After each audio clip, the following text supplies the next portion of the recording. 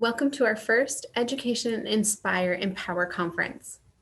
This year has been difficult for everyone, but here at Pro, we've remained committed by shifting our in-person connections to virtual connections by providing education events, social events, exercise, and support groups. So first, I would like to give a special thanks and acknowledge those men and women who have volunteered their time to facilitate our support groups. And also thank you to the individuals who have contributed to our education events, our exercise classes, and our communication classes. We are grateful for your time and your knowledge. And finally, I'd like to give thanks to our sponsors today for making this day possible. Supernus, Boston Scientific, AbbVie, Synovian, Providence Brain and Spine Institute, and Medtronic. I encourage you all after the conference to visit our parkinsonsresources.org website to view videos from our volunteers, as well as our community partners and even Pro staff. Lastly, I'd like to thank you all today for joining us this morning. Cheers and enjoy. Welcome, everyone. Good morning. I'm Jess, Program Coordinator at Parkinson's Resources. We are so excited to have you here with us for our first ever virtual conference. Before we get started, let's review some housekeeping items. Today's event is live and will be recorded, but we cannot see or hear you. So if you have questions, you can participate by writing them in the chat box. Our speakers will be addressing your questions toward the end of the program today. We ask that you keep your questions general in nature. Also, you should have received a packet in the mail. Here it is. This packet contains a detailed agenda, today's presentation slides, along with information about Pro and materials from our sponsors. Some of you may have received this information over email. We're so grateful to experience this virtual opportunity that brings us all together today. Without further ado, I want to introduce you to my exciting co-hosts, Tammy and Ted Whiteman. I had the pleasure of meeting Tammy and Ted back in 2017 when they attended Pro's newly diagnosed support group. Since then, I have seen them transform into models of inspiration within the Parkinson's community. Ted is always eager to encourage those who are newly diagnosed to get involved as much as possible, while Tammy provides an insightful and understanding perspective as a care partner. As we know, this disease affects more than just the person living with PD. It affects the whole family. It's a joy to share the screen today with such a wonderful couple. Help me in welcoming Tammy and Ted. Thanks so much, Jess, for that kind introduction. We're so happy to be here, and we're glad you could join us in the audience. My official journey with Parkinson's disease began on October 3rd, 2017, with my first visit to a great neurologist. After a brief exam, he immediately, without question, diagnosed me with Parkinson's. My referral had resulted from an ever-increasing list of symptoms that I began experiencing many months prior, which he noticed right away. Among those, a slight left-sided hand tremor, my walking gait had changed with very little left arm swing, I had slumping posture and a softer speech. He was very proactive in his approach by submitting referrals to a speech pathologist as well as a physical therapist specializing in neurological rehab. He also prescribed medication 4 times a day, which I continue to this day with very good results. Additionally, he made sure I was aware of Parkinson's Resource of Oregon, as he had heard great things about them. After overcoming the shock of the diagnosis, I made appointments with both these therapists. Thus began my new career of confronting PD. Probably one of the most significant ideas I learned from the very beginning was from the speech pathologist, and it applies to every aspect of Parkinson's. Live each and every day with intent in speech, movement, and cognitive thought. We can help retrain our brains. I start every day looking through this lens of intention, which happily has me here today. Hello and welcome, everyone. We're so happy to be here with you. I'll have to agree with Ted in that our first neurology appointment was very positive. On the other hand, it's one thing to suspect a diagnosis of Parkinson's disease, but on the other hand, to hear the words spoken out loud is a shock. This was our first time hearing Ted diagnosed with a serious illness. And admittedly, we did come home and have a bit of a pity party for a couple of days. I honestly was very fearful of how Ted would handle the diagnosis. Would he just take to his recliner, or would he approach it head on? I'm happy to report and thankful every single day that he chose to work hard and be the best he could be. Some of you may not be familiar with the term care partner, but that's me. I'm his partner, but just one part of the team it takes to successfully approach Parkinson's disease. As they say, it takes a village. It takes family and friend support. It takes those who are educated in instructing the daily work of maintaining body strength, flexibility, as well as cognitive strength. Parkinson's doesn't just go away with lots of hard work. It's with you for a lifetime, so it becomes your life. But let me tell you the upside.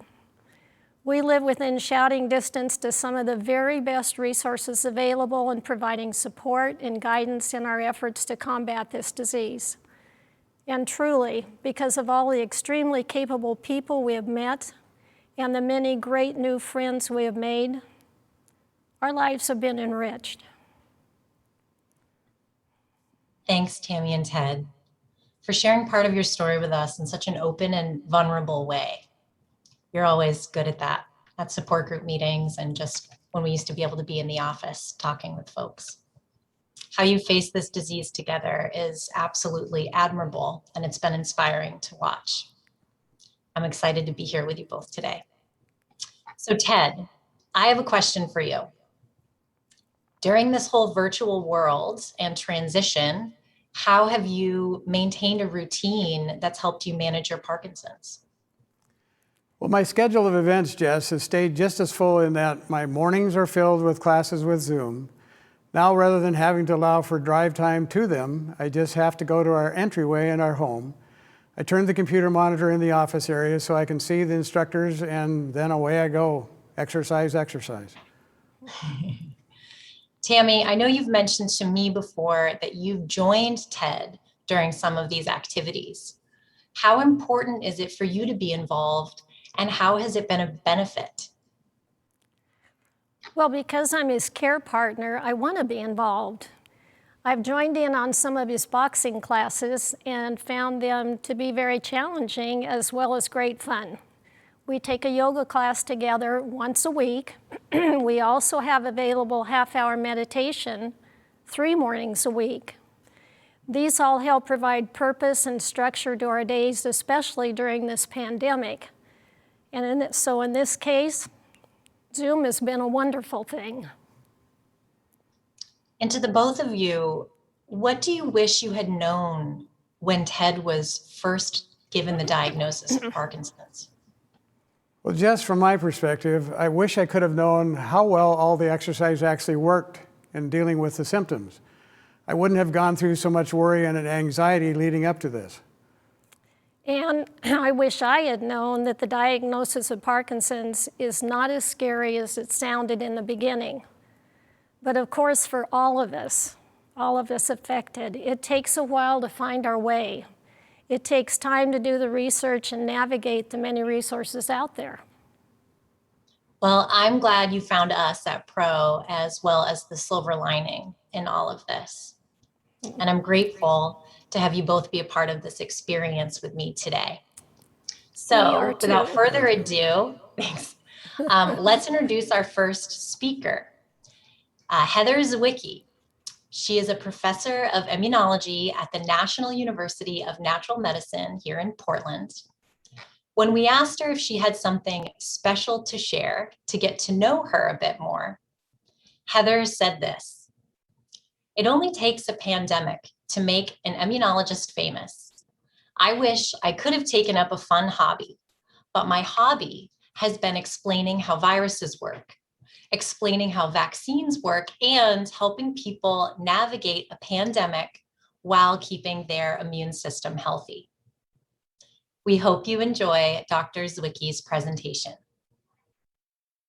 Welcome, everyone. My name is Dr. Heather Zwickey, and today I'm going to talk to you about Parkinson's disease and the gut-brain connection. As we talk about this topic, I want you to think about all of the times that you've eaten a food and it's made you feel something like tired or fatigued or like energetic and excited. I want all of those things to be kind of at front of mind because I'm going to ask you to connect to those things, those feelings as we go through. So the first question is that very first thing. Is your brain connected to your belly? Can what you eat influence your brain? What do you think? Absolutely, of course it can. First of all, there is a physical connection that connects your brain and your body. The vagus nerve is attached at the base of your brain, and it connects to many of your organs, including your gut. So what we eat can impact what is going through the vagus nerve to our brain. And it actually allows us to hack our nervous system because we can change what we eat and therefore change what the vagus nerve is carrying to the brain. But it's more than that, because it turns out that in our gut, we have a whole nother organism that we are carrying around. And that organism is called our microbiome. I'm going to say it again. Microbiome. It's made up of microbes and it's part of our biological system. So it got this name microbiome, kind of like the word microbiology. We can't see these microbes. They're really, really tiny, but they are absolutely present. And they're present at very high numbers. It turns out that you have more microbes in your gut than you have cells in the entire rest of your body. Because they're so small, they don't fill up as much space as the rest of your cells do. But these microbes are responsible for a lot of how we feel. So let's learn a little bit more about them. It turns out that in addition to our vagus nerve affecting our brain, our microbes can actually affect our brain. And we have different kinds of microbes in our gut, but all of those microbes can actually influence our brain. When our microbes are out of balance, we have what we call dysbiosis. Now, it used to be that we thought of dysbiosis or imbalanced microbes as the balance between good microbes and bad microbes. Now we know that it's actually much more complicated than that. It turns out that you have an entire ecosystem in your gut. Now here on the right side, I have a picture of the wolves of Yellowstone and how when we reintroduced the wolf to Yellowstone National Park, we saw a huge change happen in the park. The wolves were out of the park for close to 80 years. And without wolves, certain species overgrew. We turned out that without a wolf, you ended up having a lot more elk, had a lot more beaver. And because the beavers were busy, they would cut down trees and it would change the flow of the rivers. And when you change the flow of the rivers, you impact the fish and the chameleons and the songbirds that hang out in the reeds along the river. When we reintroduce the gray wolf eats some of the beavers and now it's changed direction again. So just by introducing one species into Yellowstone Park, you can have an enormous impact on the entire park. It changes which birds are there. It changes which rodents are there, like voles and foxes. It changes which fishes are swimming in the streams, and it even changes flow. When we added the gray wolf back to Yellowstone Park, we didn't add back hundreds of thousands of gray wolves. They added back a dozen. And now there are close to 30 or 40 gray wolves in the park because they were added back in 1995. But what's interesting is that it didn't take a lot of gray wolves to affect the entire ecosystem of the park. It only took a few. The same thing is true with our gut. It turns out our gut is much like Yellowstone Park. There are some species that are kind of like rodents, and some that are like fish, and some that are like bears, and there are some things that we call keystone species of microbes that impact everything else. And this is going to be really important when we talk about Parkinson's, because it turns out that in Parkinson's disease, we're missing a couple of keystone species. And as a result, everything downstream is kind of going haywire. And that's what you feel. And so our goal is to bring back these keystone species. We want to bring the gray wolf back. And how are we going to do that? We're going to do it with food. So stay tuned, because that's what we're talking about today. Now, I just gave you the example of Yellowstone Park, but what I want you to think about is how we're all different. And if Yellowstone Park is one ecosystem, let's think about different people. Different people have different ecosystems in their gut. Some people might have a forest ecosystem. Some might have a desert ecosystem. Others might have grasslands or marine. And what's interesting about this is that no one ecosystem is better than any other ecosystem. They're just different. So when we're talking about different ecosystems and different people, what I mean is that there's different combinations of microbes in some people versus others. And there are many different patterns of healthy combinations of microbes. And all of these microbes are living in your gut and on your skin and in your lungs and pretty much any place that's exposed to air and natural environment.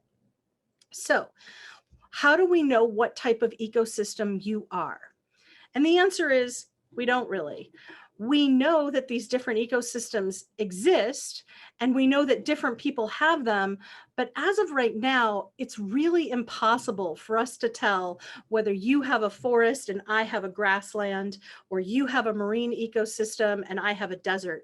We just don't know. We can do stool sampling, and that gives us some hints, but it doesn't tell us who's who. So when we're starting at zero and we don't know exactly what your ecosystem is, we're going to try to do a couple different things to be able to tell what's going to be healthiest for you. Now, the reason that these ecosystems make a difference is that microbes are really active. Microbes make stuff. So when you eat, the food that you eat feeds the microbes in your gut and on your skin. And then microbes in your gut make things that go into your bloodstream and ultimately wind up in your brain. Let's repeat that. You eat the food, you're thinking it's feeding you, but it's actually feeding your microbes just as much as it's feeding you. So your microbiome is responding to the food that you eat. And then those microbes poop. Yes, this is like microbe poop. They make things that go into your blood and then ultimately into the brain. So what do they make? Well, the first thing that microbes make are called short chain fatty acids. Short chain, so short, not long. Chain just means that they are in a long line, okay? Fatty acids, so fat. And these turn out to be anti-inflammatory compounds. These are things that are really good when we're trying to reduce inflammation. And we might want to reduce inflammation in the brain, maybe in our joints, because our joints are hurting. Anti-inflammatories are going to work all over your body. What we know about Parkinson's disease is that you have more inflammation happening in your brain, whereas somebody with arthritis has more inflammation happening in their joints. Either way, the short chain fatty acids that are made by the microbes in the gut are going to try to get to the site of inflammation in the body. They're going to try to make it to wherever your inflammation is. The second thing that microbes make are things that are called bile acids. And bile acids are inflammatory compounds. So these are another thing that microbes can make. And just like the anti-inflammatories can go pretty much anywhere, the inflammatory compounds can also go pretty much anywhere. And then microbes also make neurotransmitters.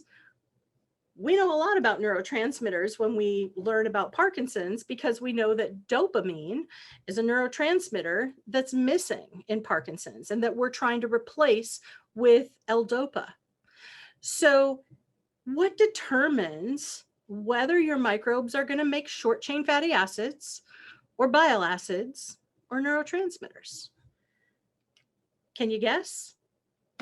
It's what you eat. So short chain fatty acids are made when you eat vegetables, and bile acids are made when you eat meats.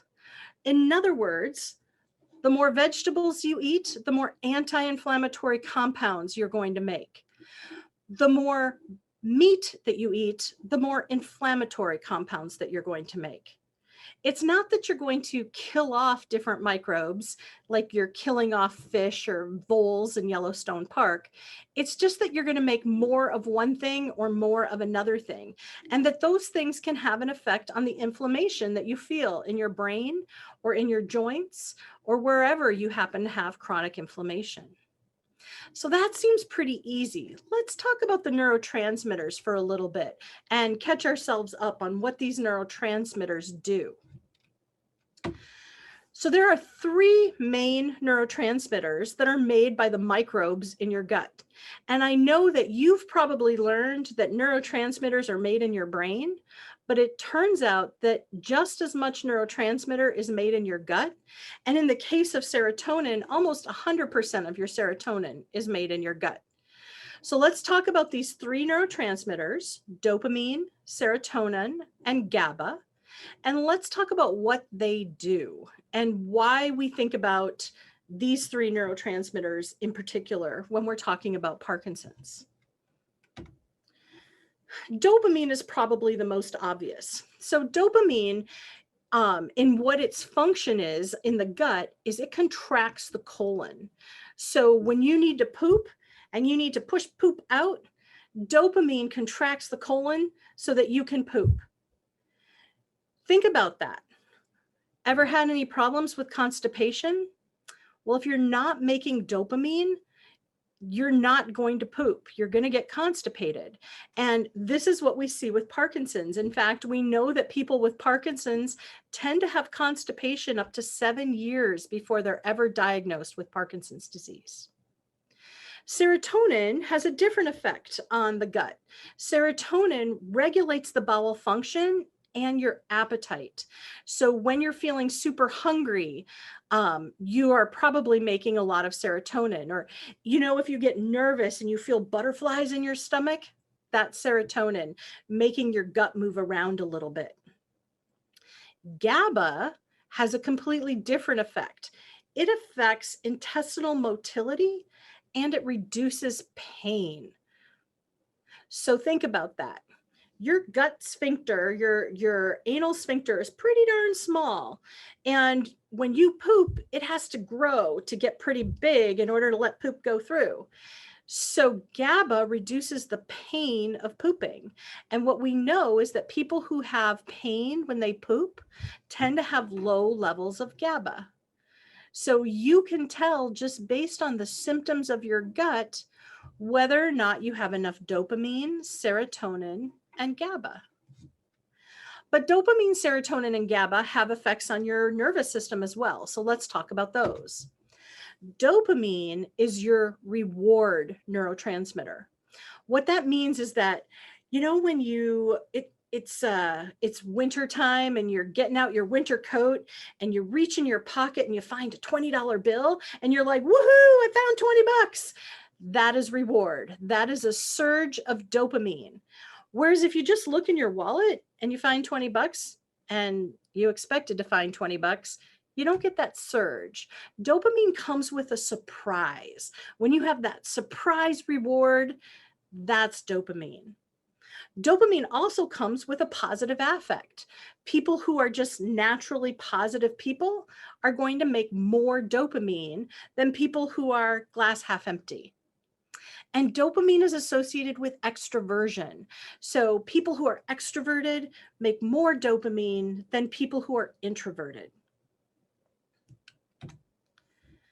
Serotonin is different than dopamine in that serotonin is associated with happiness. So when you're happy, simply because it's a sunny day in Portland, that's serotonin. It's not a reward like dopamine. It's just that overall feeling of happiness and calm. Serotonin is also associated with motivation. So that feeling of like, oh, I got to get off the couch and go do my boxing class, that's serotonin. And if you're struggling with motivation, then your serotonin levels are probably a little bit low. We know that serotonin is also associated with sunlight. So those of us who live in the Pacific Northwest are going to have a little bit lower serotonin than those who don't. There's also a gender effect with serotonin. It turns out, let's see if you can guess, who makes more serotonin, men or women? It's actually women. It's not that women make so much more serotonin, it's that women don't break down their serotonin. So more is usually circulating in women than in men. So in general, you're going to find more happiness and motivation in women than men, simply because of their serotonin levels. The other thing that serotonin helps us with is a feeling of calm. So when we start to feel anxious, often our serotonin is too low. But there's more involved in calm than serotonin, and that is Gaba. Gaba is our inhibitory neurotransmitter. This is the one that likes to keep everything in balance. So when we're feeling relaxation, that's Gaba. Gaba also helps us sleep. As it turns out, there's a whole sequence of things that have to happen for you to sleep. But when you're getting the best rest, it means that you've got good GABA levels. And GABA helps with focus. So people who have attention, ADD, ADHD, attention deficit disorder, they're going to have less GABA than folks who don't. I said that GABA is involved in sleep, and I want to just jump into that one more minute because I know that in Parkinson's, we often struggle with sleep. So let's just talk for a moment about the sleep cycle. When you want to fall asleep at night, you need melatonin. Melatonin is going to be at its highest level as you are falling asleep. And then to keep you asleep in the middle of the night, you need GABA. GABA is at its highest level in the middle of the night. And then to wake you up in the morning, you need a burst of cortisol. And cortisol spikes early in the morning to wake you up and get you going for the rest of your day. Now, one of the things that we see with people with Parkinson's is that they have low levels of melatonin. And when I say low levels, often it's as much as 50-fold lower than other people their age. So taking a melatonin supplement to help you get to sleep might be something that you want to consider. Likewise, when we see people with Parkinson's having trouble staying asleep, it's not their melatonin, it's their GABA. There are some GABA producing supplements out there, like you can take GABA straight, but you can also take herbs that help you make your own GABA so that you don't wind up feeling sleepy the rest of the day. If you take too much melatonin and too much GABA, then it's hard for your cortisol to wake you up in the morning. And then you end up having brain fog the next day. So, and there isn't really a good solution for cortisol, although coffee can help spike your cortisol to help you wake up in the day. The best thing to spike your cortisol is to walk outside and actually let vitamin D from the sun hit your eyeballs for about 10 minutes. That's the best thing for getting your cortisol going. So if you got up in the morning, the first thing you did was look out the window. Now keep in mind, at that point, you've got a glass pane maybe between, or plastic, between you and the outdoors. Best if it's just flat out on your face. Just walk outside, brave the cold, get some of that vitamin D, and get your cortisol going to get you woken up in the morning. Okay, let's continue on. So here's where we are right now. We are recognizing that there are all these microbes in our gut, and those microbes in our gut affect how we poop, but they also affect our mood. So we have a gut-brain connection. We've got the microbes having an effect on our mood. And remember that we said that the microbes were doing that through short-chain fatty acids when we eat vegetables and through bile acids when we eat meat.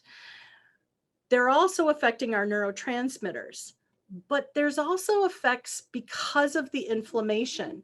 So having anti-inflammatory compounds or pro-inflammatory compounds is going to also affect our mood.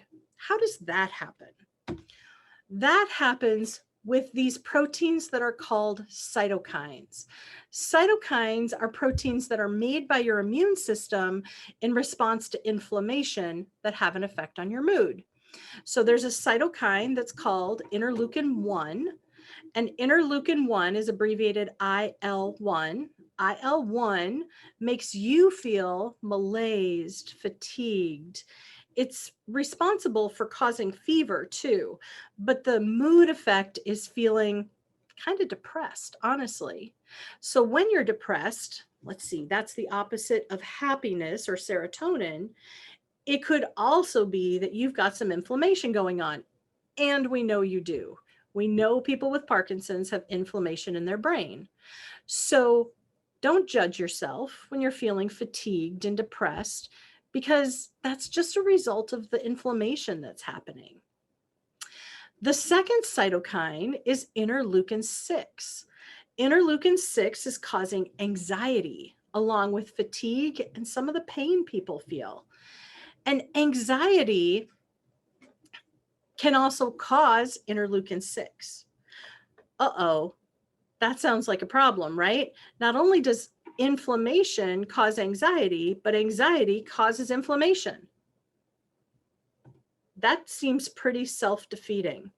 How do we break the cycle? We're going to break the cycle with food. If we can have a diet that reduces our interleukin-6, then we can reduce both anxiety and inflammation, boom, all in one shot. TNF is the other cytokine that we worry about with inflammation, and TNF causes us to be hostile and aggressive. And so when people are hostile or aggressive, and specifically we think about people who are very type A, the people who are driving along the highway and cut you off, likely they have high TNF alpha levels. They aren't in control. Their inflammation is in control. Couldn't find a good picture of a pug who was too aggressive, but I did find this one who was going after this chew toy like there was no tomorrow. So that was my best guess with that one. But I want us to remember that inflammation itself comes with some of these moods, because if we recognize that, then we have to recognize that the bacteria that we have matters. Whether we have the bacteria that are producing short chain fatty acids or the bacteria that are producing bile acids matters. They matter to how you feel. They matter to more than how you feel, though. In Parkinson's, they also matter to how you move. What am I talking about there? Well, it turns out that the bacteria that's in your gut can impact how well you walk or your gait. We know from a study in 2015 that some bacteria die in people with Parkinson's. And when those bacteria are missing, other bacteria overgrow. So in particular, the study in 2015 showed that there was a Bacteroides strain that died, and it was replaced by E. coli. And when the E. coli was overgrown, people with Parkinson's had gait difficulty. When you used antibiotics to kill off the E. coli, then they got their ability to walk back. Whoa, that's intense, right? Who would have thought that the bacteria in your gut are responsible for how well you move? But it turns out they are, probably because of their effect on neurotransmitters. There was a recent study that just came out this year that showed that there were 3 strains of bacteria that were overgrown and 10 strains of bacteria that were missing in people with Parkinson's. And it turns out the 10 strains of bacteria that were missing were the ones that produce the short chain fatty acids, the anti-inflammatory compound. So it's all related. It's all related. The bacteria that we're missing are the ones that produce the short chain fatty acids. Well, remember how we get those bacteria? We get them from vegetables. There's no probiotic that gives you those bacteria, but mushrooms, nuts and seeds, and vegetables, particularly vegetables with lots of good fiber, are responsible for giving you those bacteria. What are vegetables with good fibers? This would be things like onions, Jerusalem artichoke, chicory. Think of garlic. Think of the vegetables that are fibrous. And those are the vegetables that are going to give you the best bacteria for helping with gait. Okay? So again, here I am. I'm emphasizing vegetables, something that we've probably known about your diet for a long time, but now we understand the mechanism of why these vegetables are so important. So how did we lose those bacteria? Where did they go? What did we do that those bacteria died? Well, we have some data that's suggesting that one of the reasons those bacteria are gone is exposure to pesticides. So when we are exposed to pesticides, either through breathing them or through eating them, or because we live in the country and the pesticides get into our groundwater and we drink the pesticides are designed to kill bacteria. And they kill our bacteria just like they kill the bacteria that they are supposed to in the environment. That's a problem because we need those bacteria. When we don't have those bacteria, then we develop diseases like Parkinson's, autism, Alzheimer's. Looks like a lot of neurological disease is related to the bacteria that we have in our gut. So if pesticides are one of the ways, oh, by the way, there was a study that came out recently that showed the more exposure to pesticides, the more likely you are to have missing bacteria in your gut. So it looks like it is dose dependent. The more pesticide exposure you have, the more likely those bacteria are gone. There's a group that's called the Environmental Working Group that lays out the foods that are safe to eat and the foods that are called the Dirty Dozen. The Dirty Dozen are fruits and vegetables that have the most pesticide residues in them. The Environmental Working Group makes a new list every year, and I haven't seen the list for 2021 yet, but I gave you the list for 2020 because some industries start to control pesticides and others don't. So let's take a look at the pesticides we're most worried about right now. Strawberries, spinach, kale, nectarines, apples, grapes, peaches, cherries, pears, tomatoes, celeries, potatoes, and these are the big ones. And strawberries and spinach, this is the 4th straight year that they have been the worst. Now, don't get me wrong. I love my strawberries and I love my spinach. And in fact, I love strawberries in a spinach salad. But guess what? If I'm going to buy these foods, I'm going to buy them organic because I know that these have the most pesticides on them. The other thing to remember about these foods is that these are foods where you tend to eat the skin. It's not like we peel a nectarine or we peel a peach. We tend to eat the skin off of these foods. And that's one of the other things that we worry about. But we'll talk about the fact that skins are not the only issue. The clean 15 are the fruits and vegetables with the least pesticides, which means if you want to eat a food that you don't have to buy organic, avocados, sweet corn, pineapple, onions, papaya, sweet pea, eggplant, asparagus, cauliflower. These are often things where we peel the skin off, right?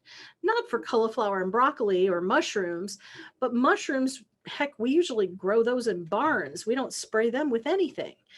So these tend to be the fruits that are the safest. And if you want to buy these conventional with no pesticide, these would be the safe ones to buy. What are other foods with pesticides? Well, if you've heard me talk before, you know that I am so disgusted with our dairy supply in the United States because it is one of the most pesticide-laden foods that we have. Why? Well, cows are often grazing, and they're grazing on land that has been sprayed with pesticides. Alternatively, they're given food that has pesticide in it. And when cows are converting food to milk to feed a baby cow, they concentrate stuff into that milk. And so the milk is concentrated pesticide. The pesticide also tends to go into fat. Better than it goes into anything else. And milk is a lot of fat. And what has more fat than milk? Ice cream. Ice cream has a lot of fat. So I am telling you that if you can't eliminate dairy, at least cut it way down or go organic or use a dairy alternative. And there are many dairy alternatives out there at this point. We've got dairy alternatives that are made out of coconut or soy or cashew or almond milk, all sorts of dairy alternatives. They are so much healthier for people with Parkinson's than dairy. There's a second reason to not use dairy, and that is that dairy breaks down uric acid. Uric acid. Uric acid is a protective chemical that your body makes. Dairy breaks it down. And we know that uric acid is protective for Parkinson's. So stay away from dairy, use nut milks or coconut milk or almond milk as a substitute. And you can even get those in ice cream and yogurt. We also want you to avoid our artificial sweeteners. Why? Again, artificial sweeteners are neurotoxic and they kill off your microbiome. Those microbes are what are responsible for keeping your body working. They're responsible for reducing inflammation. So get rid of the artificial sweeteners and instead use alternatives. Honey, maple syrup, and agave, great alternatives that don't have a negative consequence to your microbiome. Apples. I'm going to talk about apples for a minute because the pesticide content in apples right now is super high. There was a study that was done in Boston a couple years ago where they went to the shelf and they pulled apples off the shelf and then they threw individual apples into a food ninja and they measured pesticide content. And what they discovered was just horrifying from my perspective. They discovered that Honeycrisp apples, which are my favorite, I don't know if they're your favorite, but they're mine. Honeycrisp apples have 4,000 times more pesticide than the average Gala apple. 4,000 times. Why? Well, it turns out the apple growers have started spraying the pesticide at the base of the tree because they were discovering that worms were still getting into the meat of the apple.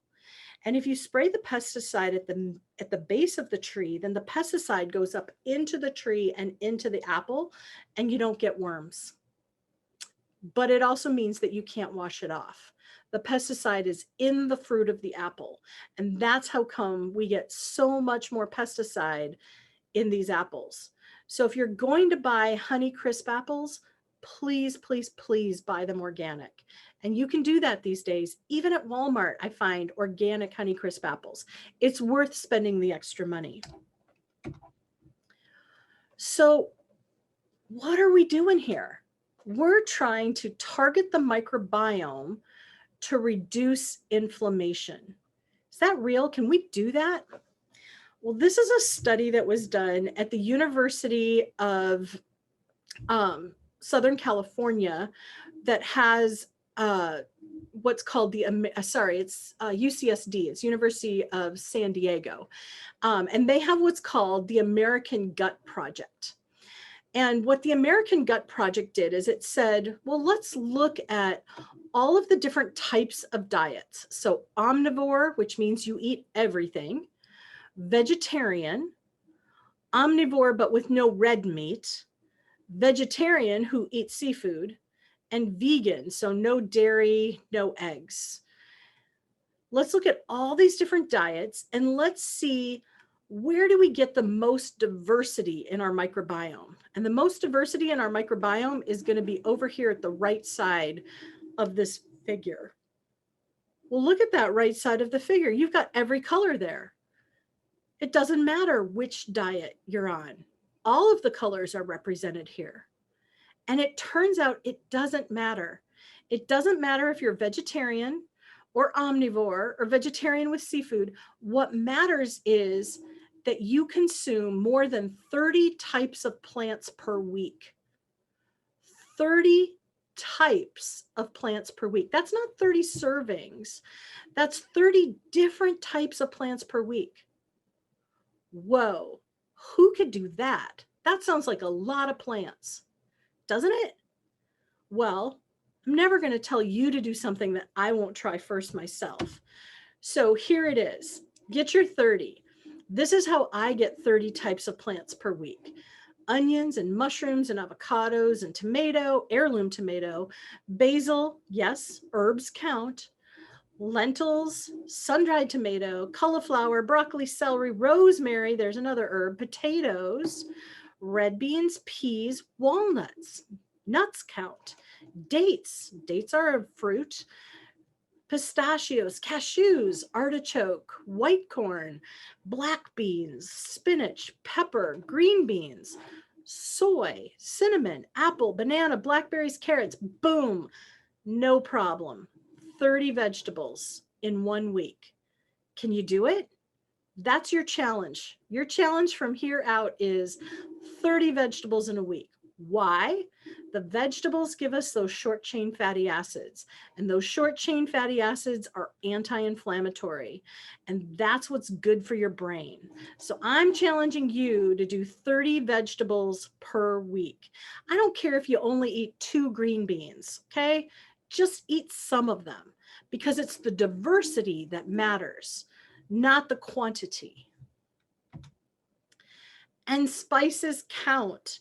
So what spices should you focus on if you have Parkinson's? You should be focusing on curcumin, Ceylon cinnamon, and rosemary. And why? Well, these are the spices that have been shown to be so effective for Parkinson's that they are being made into drugs. And yes, our drug process is really pathetic in the United States. It will probably take a good 20 years for these guys to be made into drugs that you can use, but you can eat them tomorrow. I have rosemary growing outside my front door. It grows like mad in Oregon. So get yourself some rosemary, buy some Ceylon cinnamon and some curcumin, and have yourself a lovely curry dinner. What did I make this week? I made a sweet potato, caramelized onion and mushroom curry over rice. Yum. Super good. All right, continuing on. Helping your gut bacteria can boost your entire health. So that's what we're focused on. Remember that nutrition is affecting your brain and your gut. But I think a lot of times it's really hard for us to change our relationship with food. It's hard for us to change what we're eating. So I'm giving you lots of advice of things that you can do, things that you should be eating, things that you shouldn't be eating. So let's review this. Let's review, what should you eat? You should be eating healthy oils. Healthy oils are anti-inflammatory, and they are going to reduce inflammation in the brain. What are the healthy oils? Coconut oil, fish oil, macadamia nut oil, and olive oil. You notice what's missing here? Corn oil, safflower oil. I don't want you using corn oil or safflower oil. If you find that the only way that you're happy eating a French fry is with corn oil, then buy yourself an air fryer so you don't need any oil.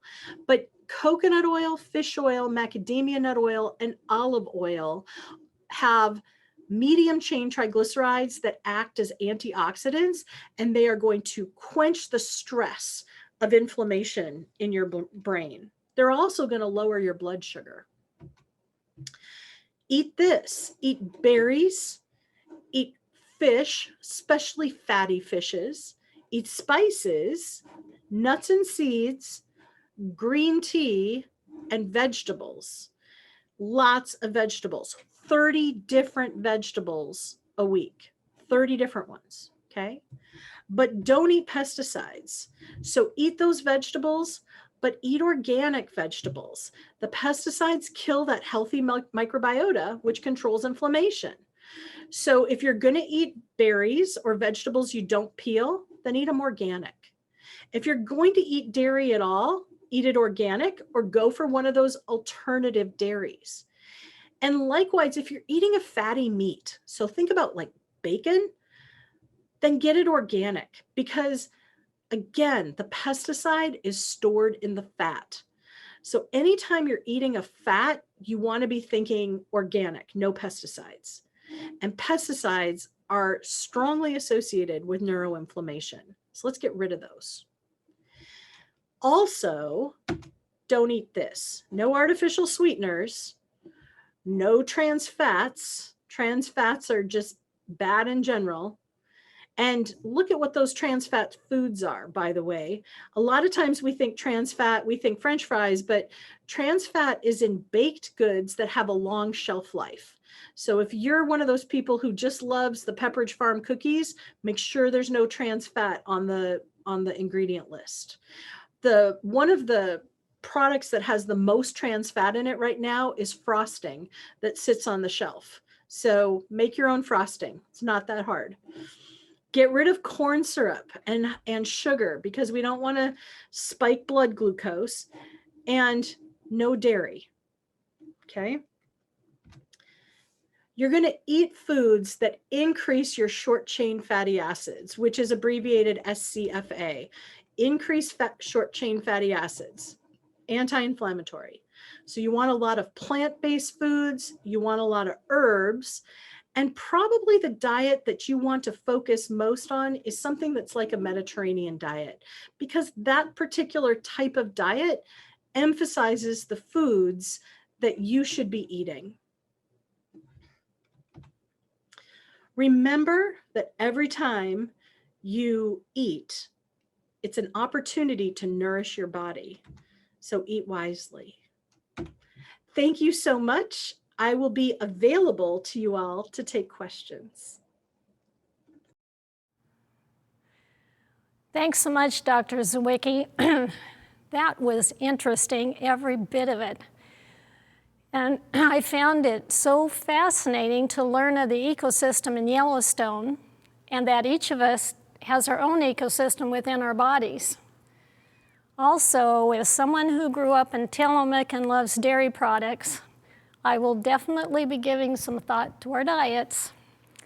we'll need to explore some tasty non-dairy out there. And I have to say, it certainly caused me to think back to my days in childhood growing up on our small farm in north central Washington. We had our own cows to milk, drank water from a well, and lived next door to a large apple orchard routinely sprayed with pesticides. So many things from our past can possibly affect our future. It's just amazing. Well, for those ice cream lovers out there, and I know that includes you, Tammy and Ted, I don't want you to walk away today with a broken heart. One of the non-dairy alternative ice creams that Dr. Zwicki listed, I can fully endorse. It's called Coconut Bliss. It's delicious. And there's also no artificial sweetener in it as well. So I recommend chocolate peanut butter, but they have like 17 different flavors. And the founders of the company actually met in Eugene, and that's where the company is based out of, in Oregon, which is kind of a cool little comeback to us. Cool. So buy local. Okay, so we're going to take a 15-minute break with a video from Pro, a word from our sponsors, and a 10-minute stretch session with the fabulous Nancy Barlow.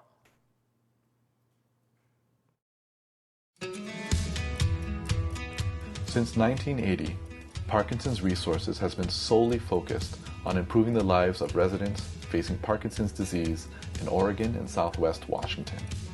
Through education, support, and often both laughter and tears, we are here for patients and families, walking alongside as they navigate every step of this disease. We shine in direct service, working one-on-one with each client to meet their needs. Whether this is in person or at a distance, we are facing this disease together. By bridging the gap between medical care and wellness, we are balancing hope for the future with education and services today, ensuring no one has to face this disease alone. Parkinson's Resources is local, direct, and personal, just as our clients are.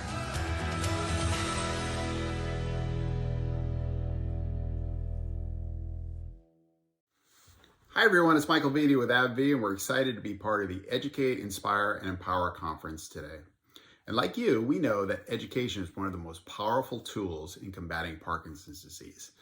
And it's our honor to be an annual partner to help make programs like this possible.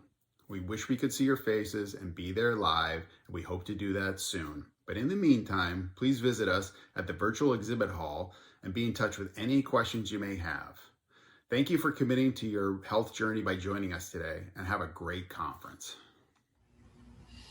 Welcome everybody to the Parkinson's Resources Gym. We're here to just move around a little after you've been sitting through this great conference. So get sitting up so you're on the edge of your chair, you're nice and tall, put your ears over your shoulders, shoulders over your hips if you can. Those feet are out in front of you, about hip distance apart. Take a big deep breath. Inhale with your nose, fill your abdomen with air. And then blow all that air out. We're gonna do that one more time. Big inhale and a big exhale. This time, let's add our arms. So your arms are at your side. Inhale up and a big exhale. If you don't want to take your arms over your head, go halfway up. Inhale and exhale. Let's just lift your right shoulder to your right ear and lower, left, lower, lift right and left. Stay tall, up and down, that shoulder moving nice and big. Let's do 10 more, 10, 9, 8, 7, 6, 5, 4, 3, 2, and 1, and hold it here. Turn and look over that right shoulder, look forward, look left, forward, do it again, right, forward, left, forward. One more round, right, forward, left, forward. Nice job. This time, put your hands on your thighs. I want you to lean as far forward as you can. Shift that body weight forward and then sit right back up. Lean over and sit back up. We're going to do 10 of these, everybody. Count with me. 1 and down. 2 and down. 3 down. Nice voices. 4 down. 5,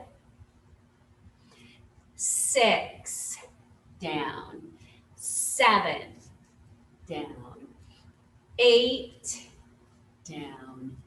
9 and 10. Hold it up. Let's take that right arm, everybody. Stretch to the ceiling and bring it down. Now your left arm reaches up and down. Sitting really tall in your chair. We're alternating right and left. Do 10 of these. Let's count backwards. 10, 9, 8, 7, 6, 5, 4, 3, 2, and 1, and hold it here. So let's rock to the side. We're going to take our right hand and we're going to reach to the right. You can reach up or straight out, come back in, and then to the left. Rocking in your hips here. Reach in, left, in, reach, out and in. 5, 4, 3, 2, and 1. Nice job. Sitting right here in the middle, maybe getting a little warmer. We're going to take your right hand and you're just going to reach across your body and come back in. Left arm and in. Turn your shoulders if you can. Push, push to the center. Let's do 6 more. 5, counting with me. 4, 3, 2, 1 more. 1 and to the center. We're going to tap our heels out in front of us. Pick your foot up and tap your heel. You want to flex your foot, meaning pull your toes towards your shin. Push that heel into the floor. You can add your arms just a little if you want. Push down. So heel. Let's count backwards by 2s. How about that? 20, 18, 16, 14, 12, 10, 8, 6, 4, 2. We're going to do 1 more on that left leg right here and to the center. Nice job. So you're still sitting up tall. You're still on that edge of your chair. We're going to sidestep in our chair. So we're going to pick our right foot up and you're going to step to the right and then come back in. Left foot, step and in. Right foot, together. Left foot and together. Let's go right. Lifting those feet way up off the floor. Sit really tall through your torso, everybody. Nice and big. Together. Warming that body up just a little bit. Getting moving. Feels good to get up and move, right? All right, let's do 4 more. 4 more. And together. 3. Together. 2. Together. 1 more. Out and in. Nice pause. You can get repositioned, making sure you're still on the edge of your chair. Your feet are out in front of you, hip distance apart. If you can reach down towards your ankles, touch your ankles, and then we're going to tap our knees. And then you're going to reach your arms over your head. If you have a bad shoulder, reach your arms forward, okay? To your knees, ankles, knees, and reach forward or up. Knees, ankles, knees, reach forward or up. Knees, ankles, knees, big reach, whichever way. Knees, ankles, knees. Little pattern to remember here. Keep going. We're going to do a few more rounds up this one. Ankle, knees, up. Knees, ankle, knees, reach. 1 more round. Knees, reach, knees, ankle, and pause right there.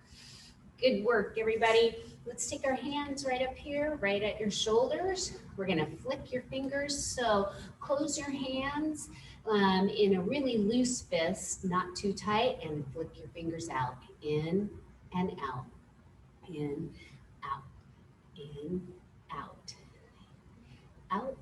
Can you count up by threes? Let's try. 3, in, 6, 9, 12, 15, 18, 21, 24, 27, and 30. Relax, okay? Extend your arms out, palms to the floor, and then flip your palms to the ceiling, palms to the floor, to the ceiling. So flip down and up, flipping pancakes here.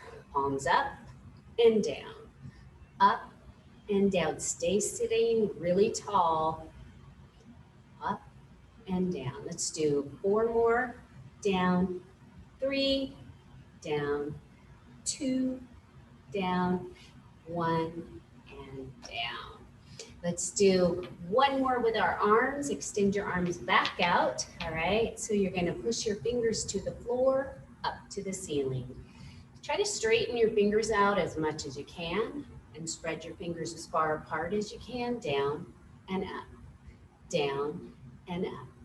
Fingers down and up, 4, up, 3, up, 2, up, 1, and up.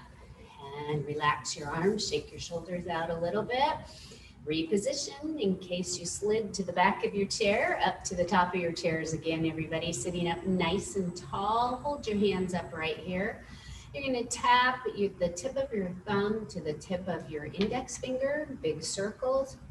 Stretch your fingers out, tip of your thumb to the tip of your middle finger, and open, and to your ring finger, open, pinky, and open. Let's go backwards. Thumb to pinky, open, ring finger, open, middle finger, open, and index finger, and open. And bring your arms down. Let's just stretch that neck. 1 more time here, your right ear to your right shoulder, to the center, left ear to left shoulder, to the center. I'm going to have you take both hands and bring them around to the outside of your right hip. Turn, stay sitting tall, look over your right shoulder. Come to the center. Same thing, both hands to the outside of your left hip. Turn, look over your left shoulder. And back to the center. And a big deep breath, everybody. Big inhale, stretch your arms halfway up, all the way up. Big inhale, pause, blow all that air out. Good work.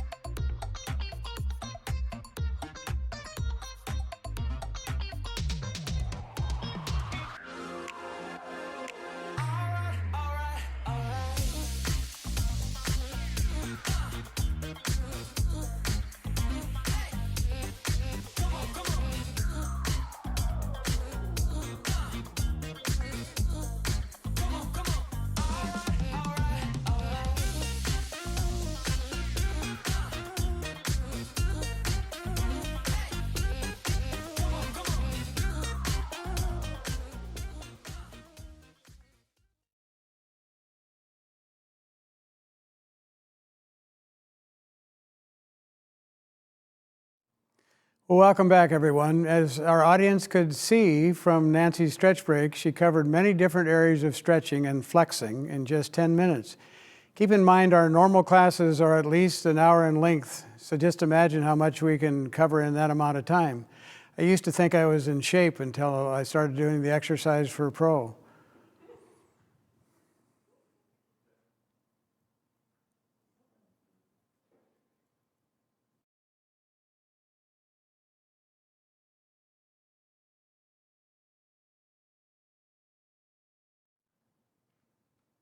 Great. Let's welcome our next speaker, Dr. Carolyn Tanner. She is the director of the Parkinson's Disease Research, Education, and Clinical Center, professor of the Department of Neurology at Weill Institute for Neurosciences at the University of California in San Francisco. The floor is yours, Dr. Tanner. I'm really pleased to be able to speak with you today, and I look forward to some future day when I might be able to meet you all in person.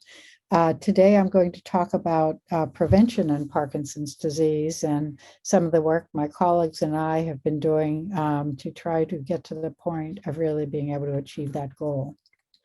These are my disclosures. None of them are related to the topic today. So I'm framing the idea of Parkinson's prevention from a public health perspective.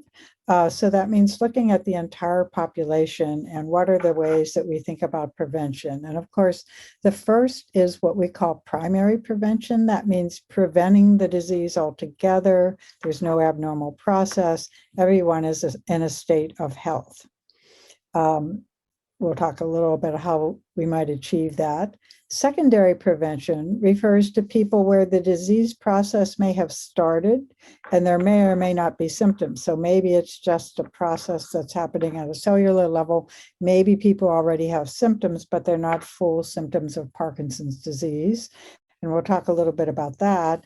And then finally, I'll talk about what we call tertiary prevention. So this is preventing the progression of the disease or preventing the consequences of disease. This is in people who already have been diagnosed, and we'll talk a little bit about those features as well. So we'll take it kind of in order and start with primary prevention. And so our focus here is to remove or mitigate the causes of disease so that the disease process doesn't start at all. Obviously, this would be the best, right? We don't even have to think about Parkinson's anymore. To do this, we have to have an idea what causes Parkinson's disease. So this is a cartoon that I prepared that shows many of the things that we've identified over the years that are related with a higher risk of having Parkinson's disease. Top here, we're talking about pesticides, many different pesticides, rotenone, paraquat, organochlorine pesticides can be associated with Parkinson's risk. The herbicide Agent Orange, which is something that people have exposure to during military service, is another pesticide that can be associated with risk. Polychlorinated biphenyls that people encounter in electrical capacitance work are persistent pollutants. They can be present in the groundwater and associated with Parkinson's risk. Chlorinated solvents, so people at Camp Lejeune or people who have exposure to dry cleaning or many other industrial processes have chlorinated solvent exposure, and these two are persistent pollutants, meaning they be present in the environment. And then head injury also is associated with a future risk of Parkinson's. Additional features, people who work in certain industries, like people work as welders, people with exposure to metals may be at greater risk. Air pollution itself, so living in certain environments where exposed to particulate matter or gases in the air can increase your risk. Lack of physical activity, so physical inactivity can increase your risk.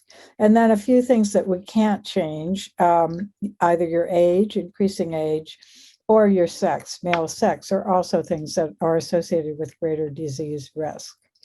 So how how would we go about preventing Parkinson's given this information? Here are a couple of examples from some work that I've done in a population called the Agricultural Health Study, where we were studying Parkinson's risk in pesticide applicators. So this is a group of people who were pesticide applicators who got licenses in 93 to 97, and then were followed forward, tracking their use of pesticides on the farm, and also whether or not they got Parkinson's. We actually went out to their farms and examined them to determine whether they had Parkinson's. And we looked at people who did.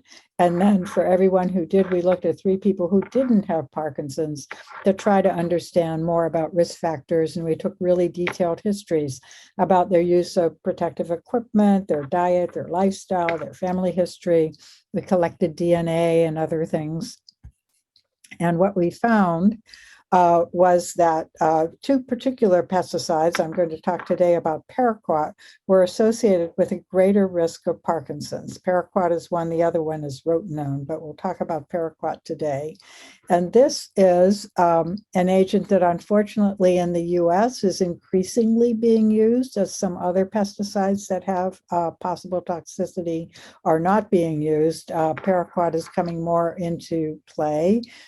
It's an herbicide. It's used in more than 100 crops. It can be sprayed along the roadside. It can be used in golf courses. So it's a pretty common use. And as you can see here, this only goes to 2015, but use is increasing and that continues. So we'd like to prevent Parkinson's due to paraquat. One approach that we identified in this agricultural health study was looking at diets that people use. So one of the things we know is that the pathogenesis of PD, the process of causing PD, can be related to what we call oxidative stress.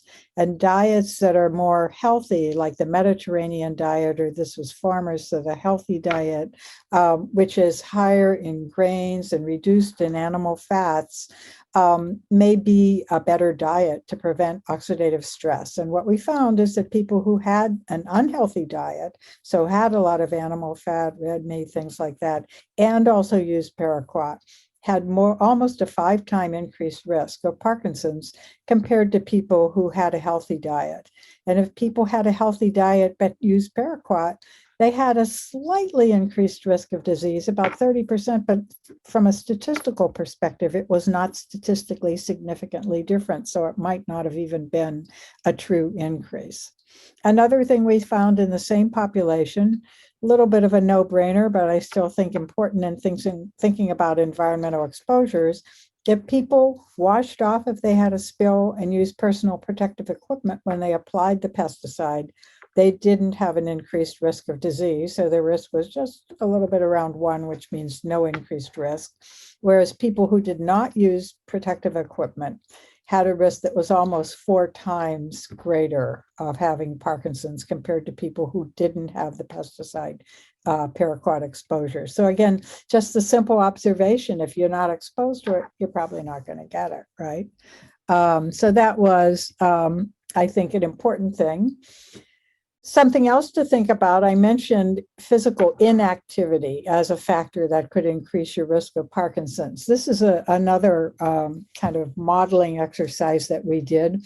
We started with some work that we did looking at a number of populations around US and Canada to come up with an estimate of how many people had Parkinson's at a given point in time. So this is back in 2010, and the estimate was somewhere around 700,000 people, maybe a low estimate, but that was the estimate.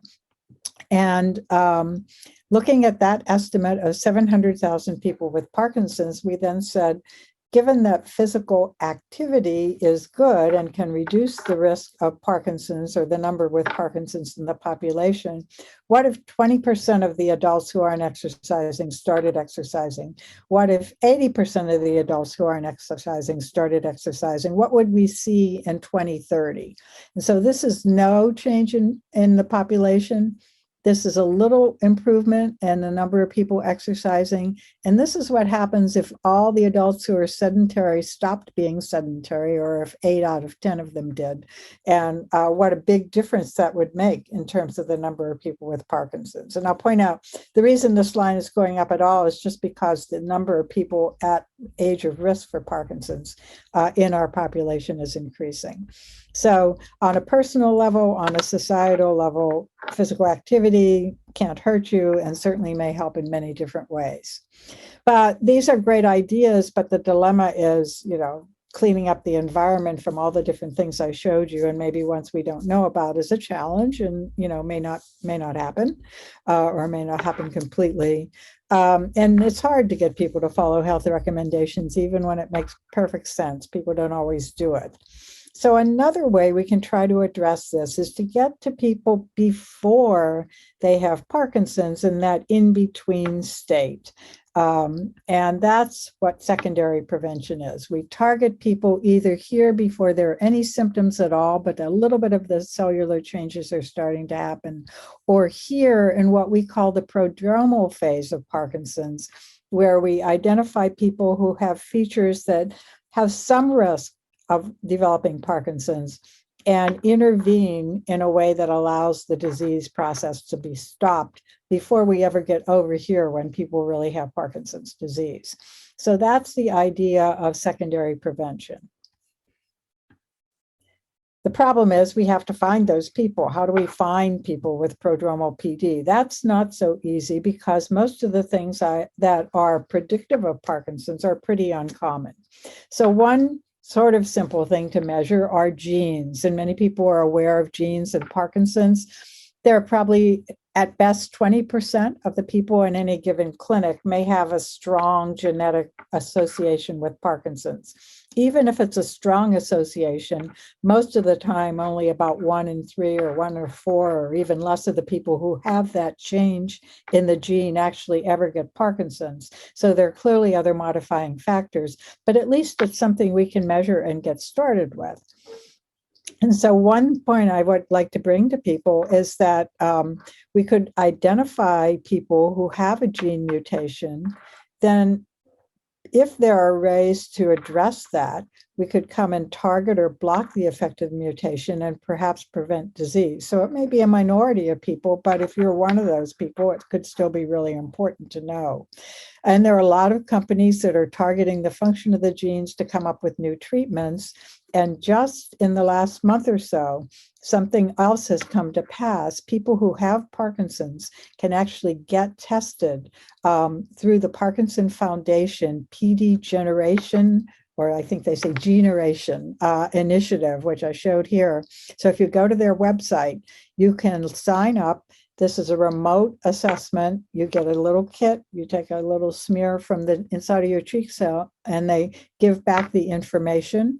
It's an approved laboratory, so you can talk with a genetic counselor and get actual information that you can use, and it will also be shared with your doctor if you would like. So that's the easiest way to find people with prodromal disease, but it's a subgroup of people. The majority of people don't have a strong genetic association.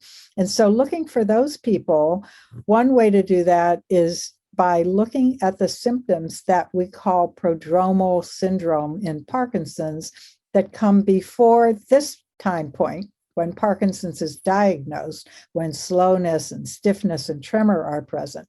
But before that, many people have one or more of these symptoms. So rapid eye movement sleep behavior disorder, where people act out their dreams, severe constipation, loss of sense of smell, excessive daytime sleepiness, changes in their mood, anxiety, depression, maybe even apathy. So those are, and sometimes pain, tiredness, those things can all happen before Parkinson's is diagnosed. And if we could figure out a way to get the people who have those who are going to head off to get Parkinson's, we could use that as a way to intervene and prevent the development of Parkinson's disease. So that's a little bit tricky, because lots of people have constipation, but only a few of them get Parkinson's disease. This is something we tried to model out a little bit in Northern California, Kaiser, where everybody is in the closed system, so you can see all of their healthcare experience. And what we found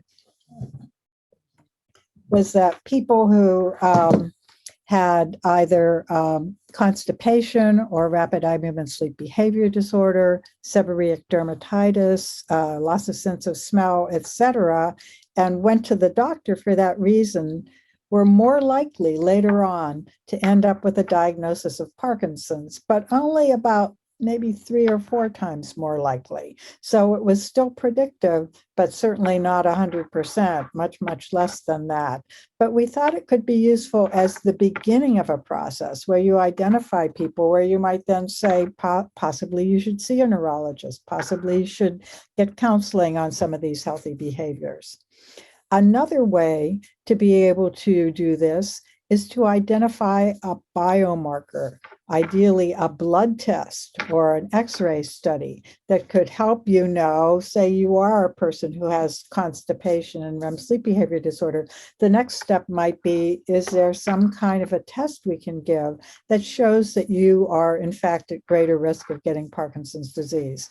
And so this is a study that has now been going on really for 10 years, but we're starting another large phase of it, and everyone's invited to participate. And this is called the Parkinson's Progression Markers Initiative Study.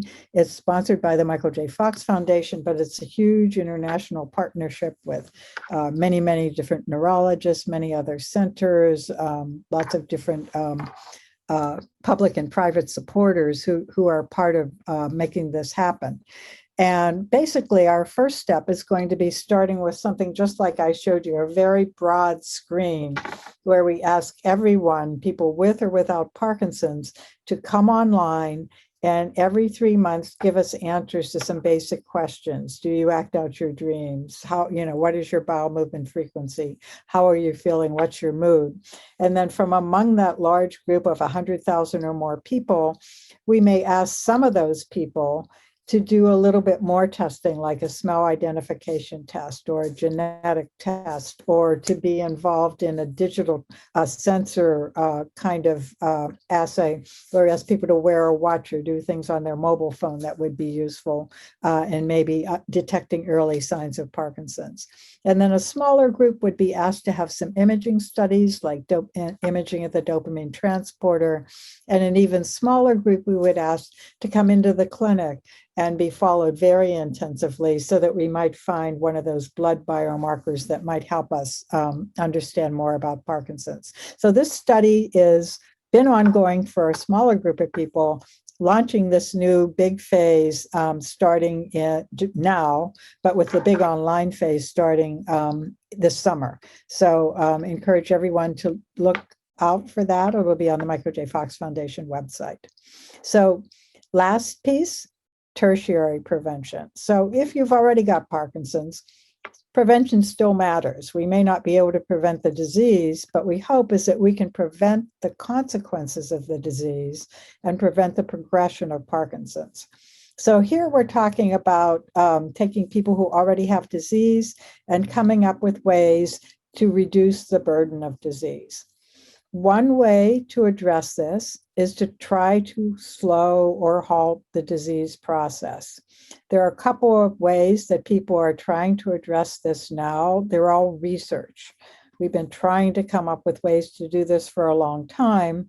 And so far we haven't been successful, but there are a few things I think that are promising. So one of these is preventing the aggregation of the protein called alpha-synuclein, which is misfolded in the brain cells that that are responsible, that are injured in people with Parkinson's. They're called the substantia nigra cells, and they make the brain chemical dopamine that we use for treating people with Parkinson's. And there are a couple of studies that are trying to address this. One is an antibody study where you have to get an infusion once a month come into the hospital or sit in the outpatient clinic and get an infusion against that protein.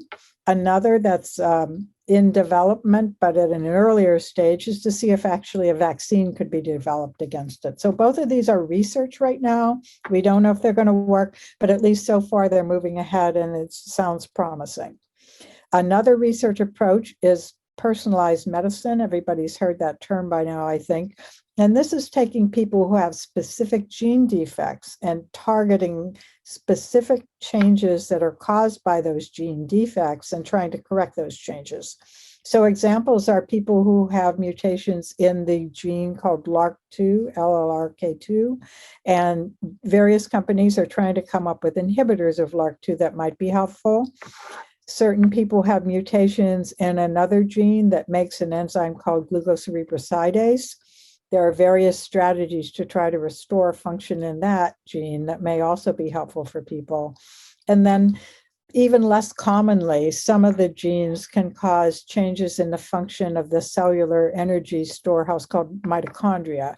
And targeting mitochondrial dysfunction is another strategy that some companies are pursuing that may be helpful for people who have Parkinson's. So these are all research. They're not available from, the standard medical clinic at this point. But I think important to know that all of these ideas are ongoing and others to try to really address the slowing progression in Parkinson's. Another study that is happening that I'm one of the leaders of that's really important and that everybody here can participate in if you have Parkinson's disease or Parkinsonism is to prevent fractures.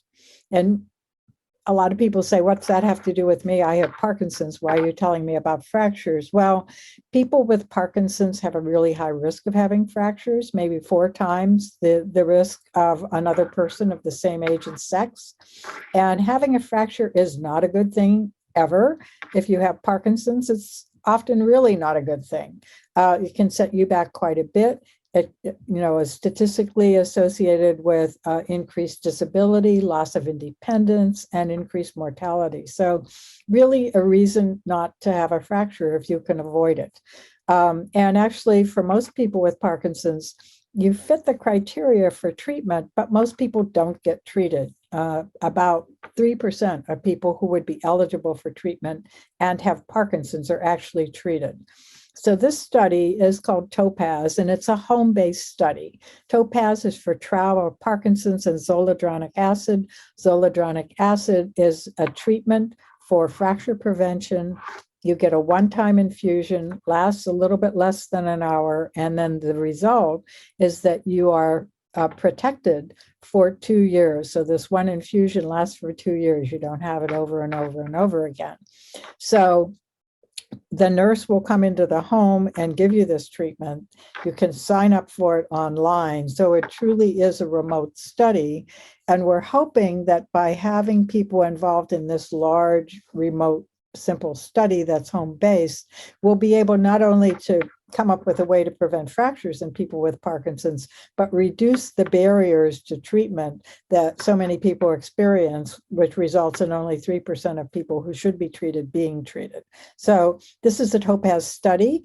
You can sign up and get consent online or go online and get information if you have other questions. It's another partnership with the Parkinson Foundation. So you can call their helpline and they can give you information about TOPAZ as well.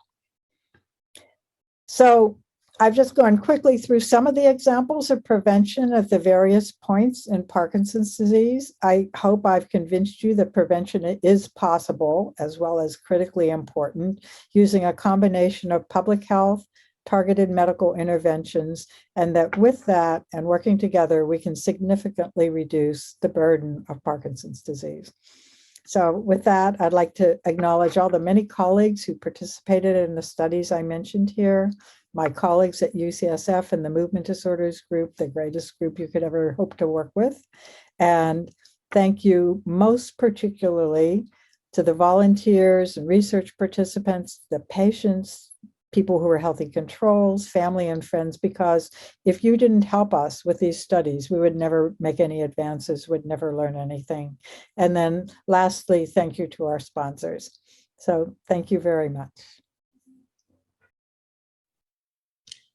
Thank you, Dr. Tanner.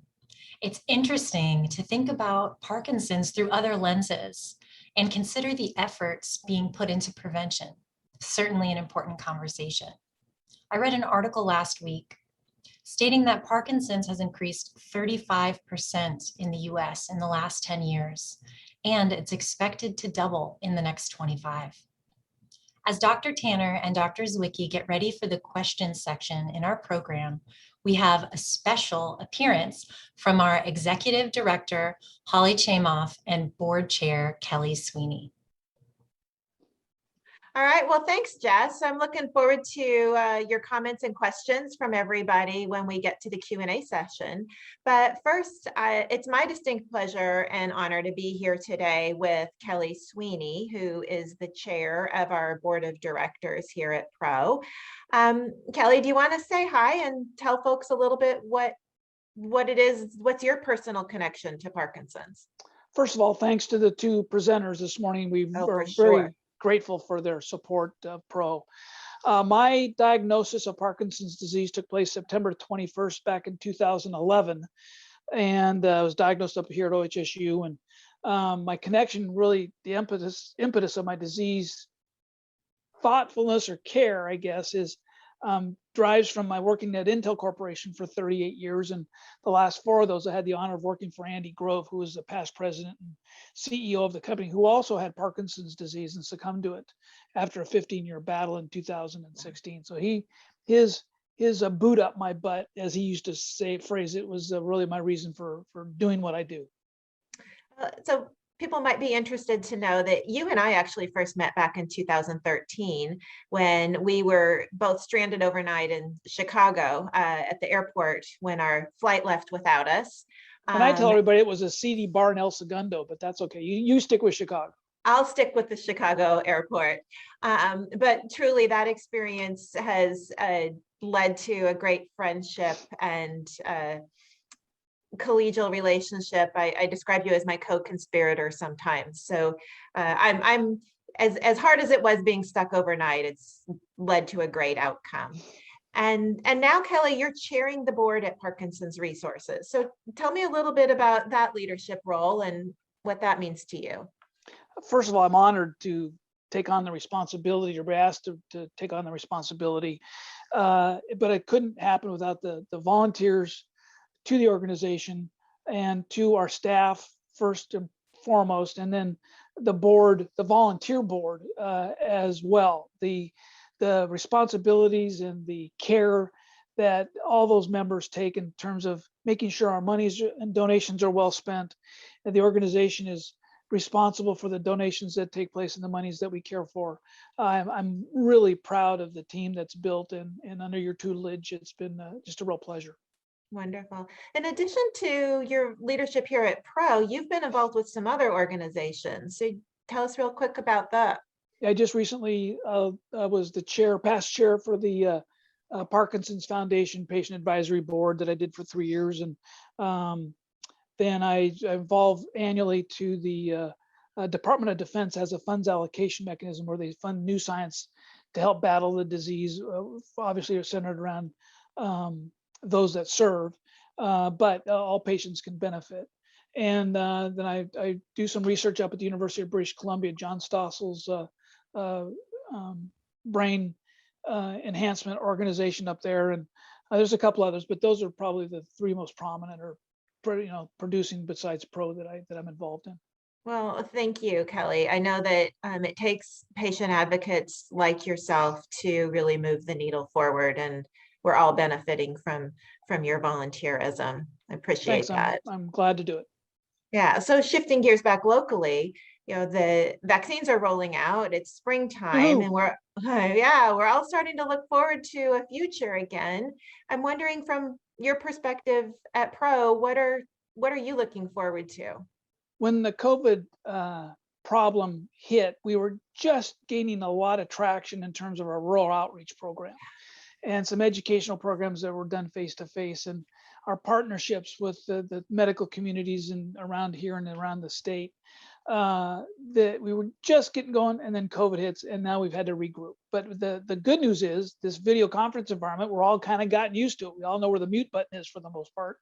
But I'm real proud of the organization's rural outreach program, the organization's support of support groups and how to run them and educate, and the teachings that we can do from a support group standpoint. So I'm looking forward to getting back to more normalcy, even though this type of correspondence may be the new normal for a bit longer. But those types of things, I'm really looking forward to getting back engaged. Yeah, I agree. We all are chomping at the bit to see each other in person again, aren't we? Yeah, sure. So hopefully we'll be back to that.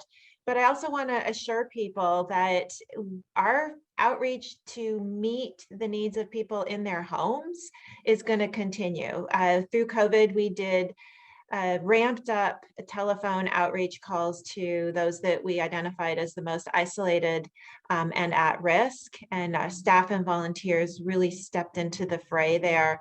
And I see that effort continuing. We made great friendships and had opportunities to really provide deep support to people throughout this past pandemic time. And we see that as a continuing outreach effort of the organization going forward as well.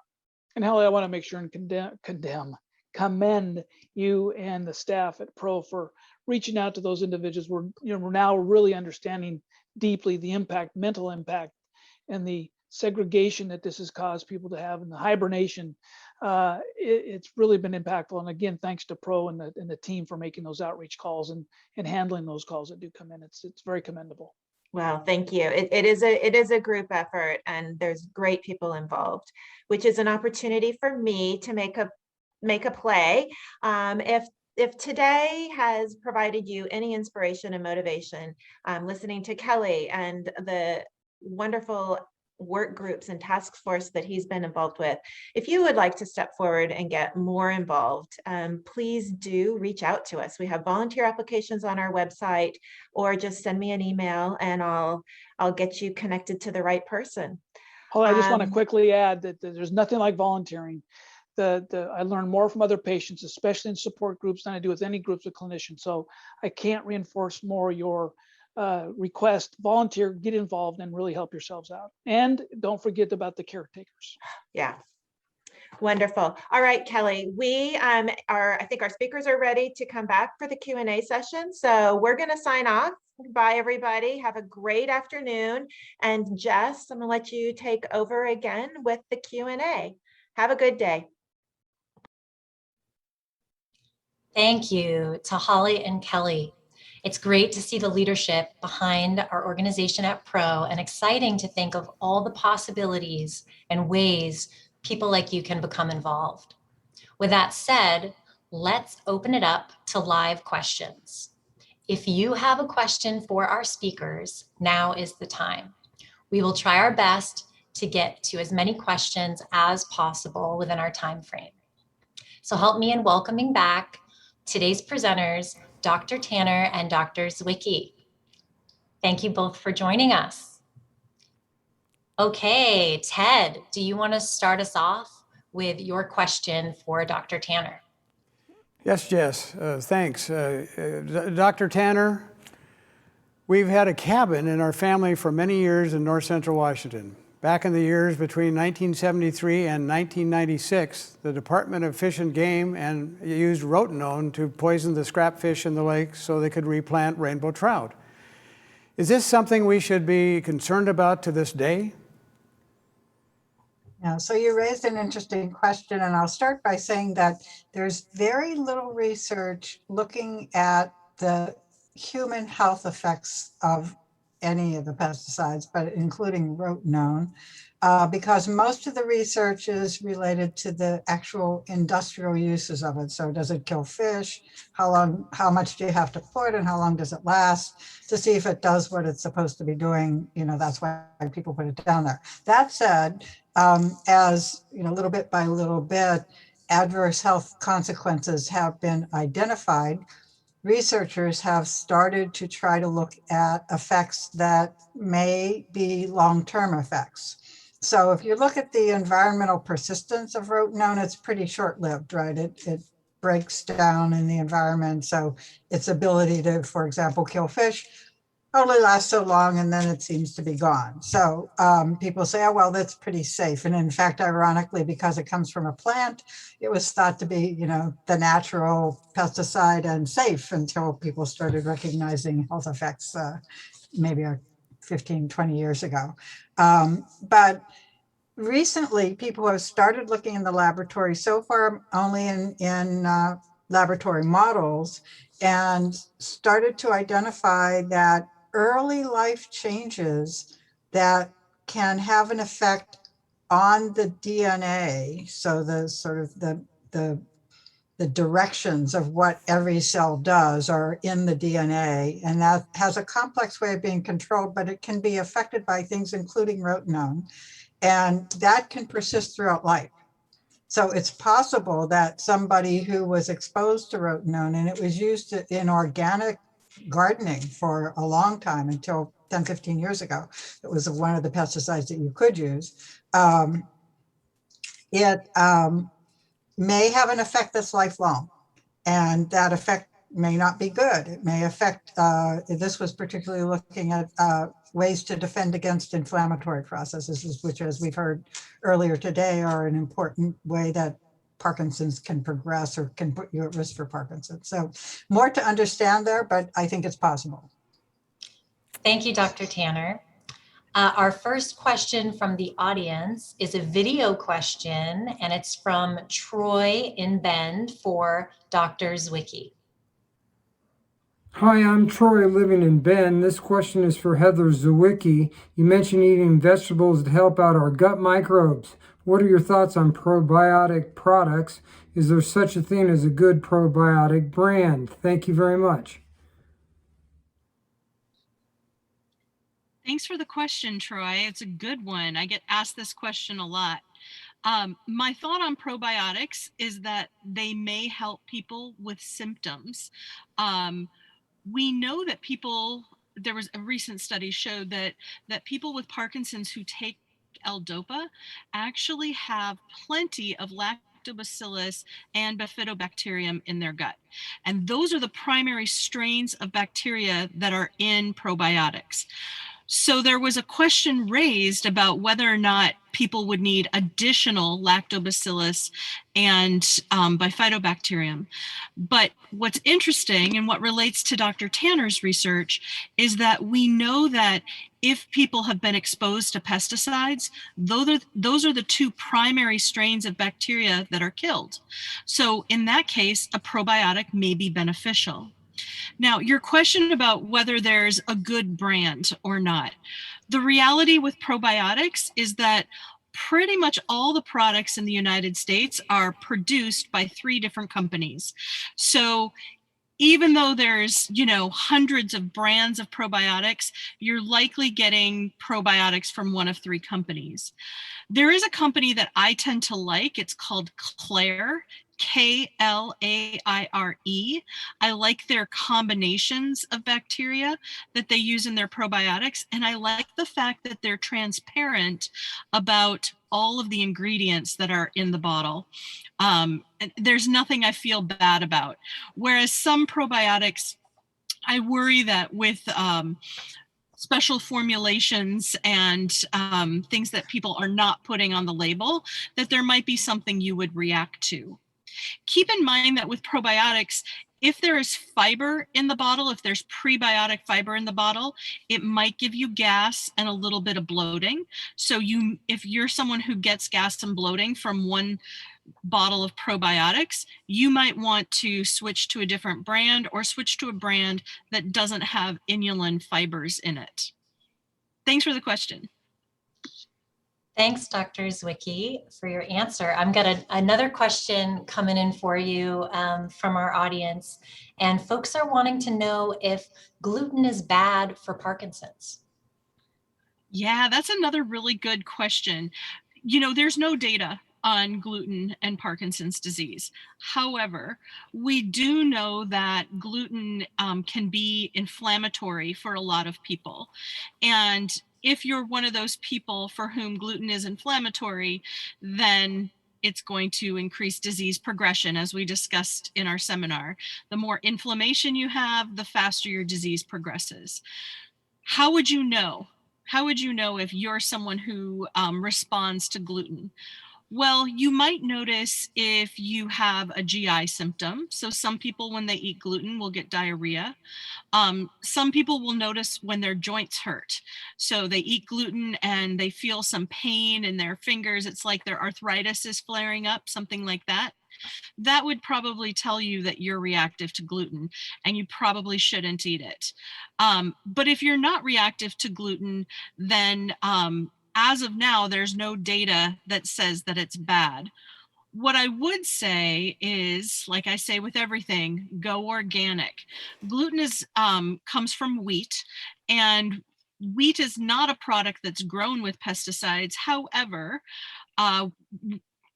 most wheat is sprayed with pesticide in its processing to eliminate mealworms. You know how you might get mealworms in flour? So because it's sprayed so late in the processing of the product, there's actually more pesticide in many wheat products than there are in other products. So if you're going to eat wheat, make sure you go organic. Thanks, Dr. Zwicki. I have celiac, so I haven't had gluten in my diet for years, so I'm glad to hear that it serves me good. Okay, we've got another video question, and this one is for Dr. Tanner, and it's from our friend Kat in Portland. Hi, Dr.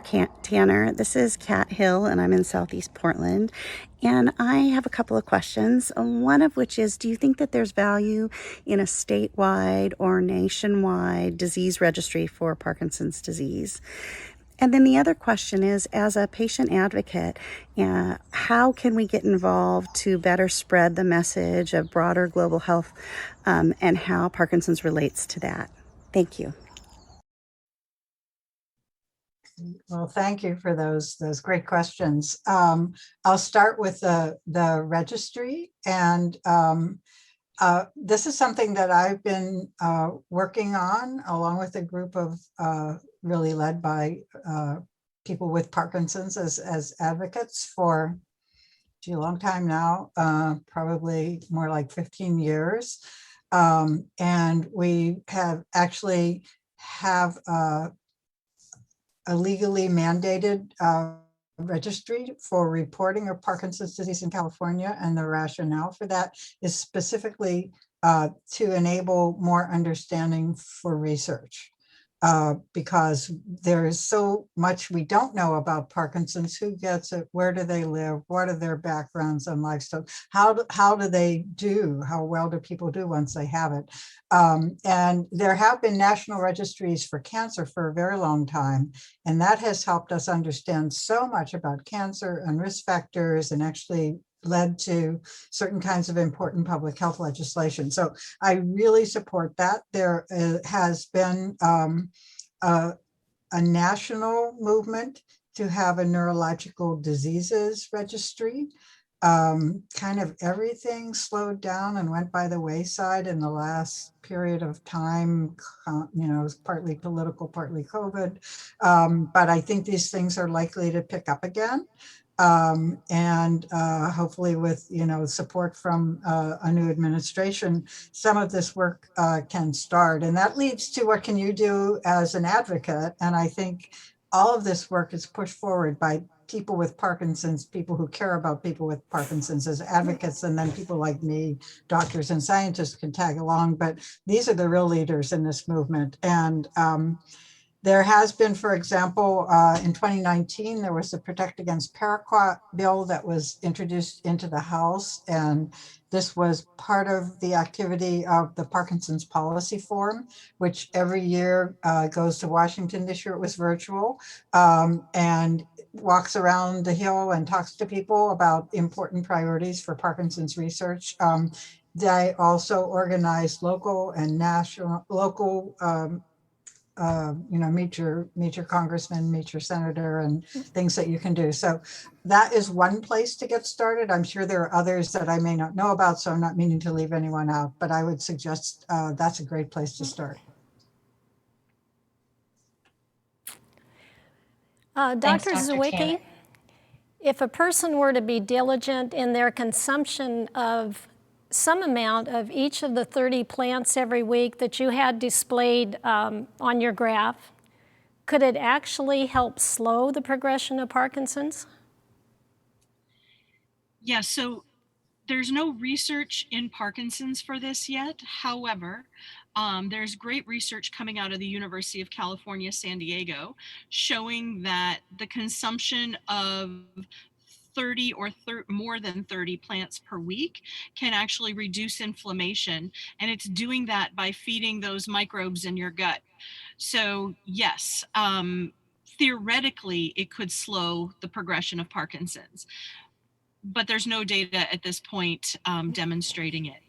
More importantly, it could also reduce the symptoms that people are experiencing, because a lot of those symptoms come from inflammation. And if you feed more vegetables, you're going to have less inflammation.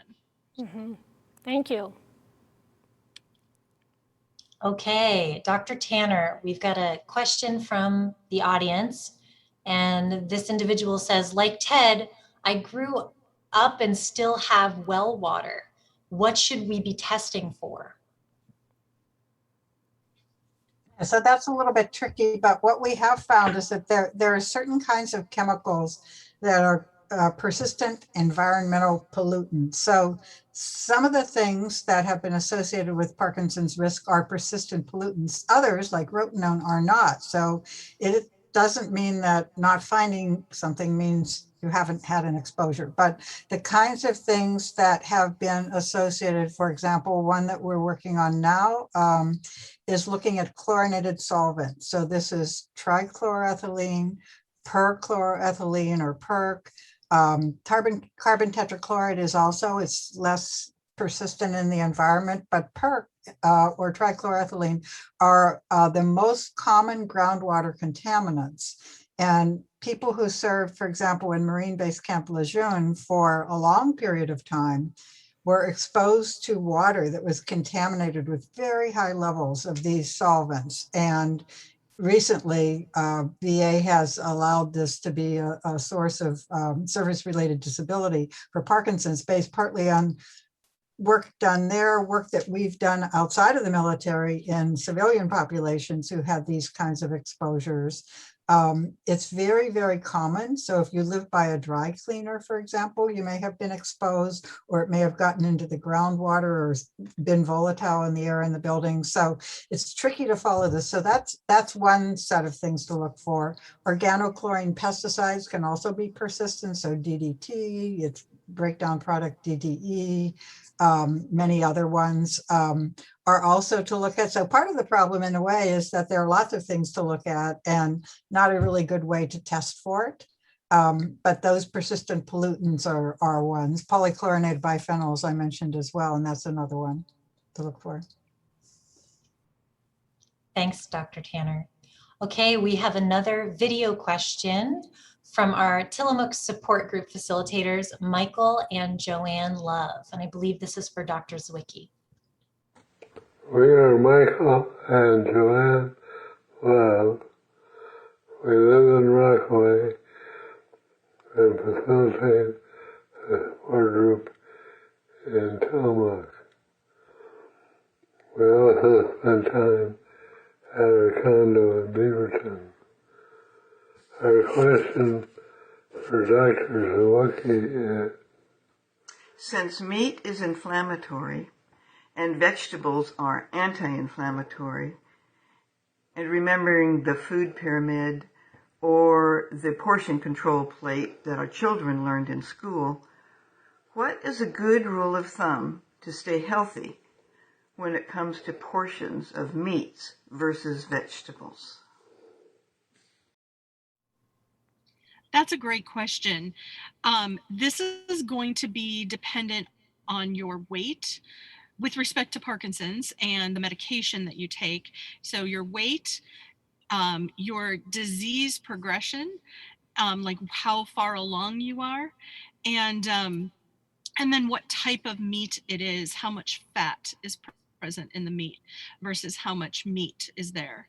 So in general, the rule of thumb for a man is that you're eating likely 50 to 100 grams of meat per day. With women, it's slightly less. It's usually 37 grams to 80 grams per day. And then you're splitting that up over multiple meals. So that's the general rule. Now, because of interaction with medication, 20 grams or less per meal is ideal. So you don't want any one meal to be over 20 grams because it takes longer then to digest that meat, which means that the meat might still be in the stomach when you're taking your medication, and that could disrupt the medication absorption. So in general, 20 grams or less per individual meal. That would be a good rule to follow. Thanks, Dr. Zwicki. I've got another question from our live audience for Dr. Tanner. And this individual wants to know, are golfers at higher risk of Parkinson's due to the pesticides on the golf course?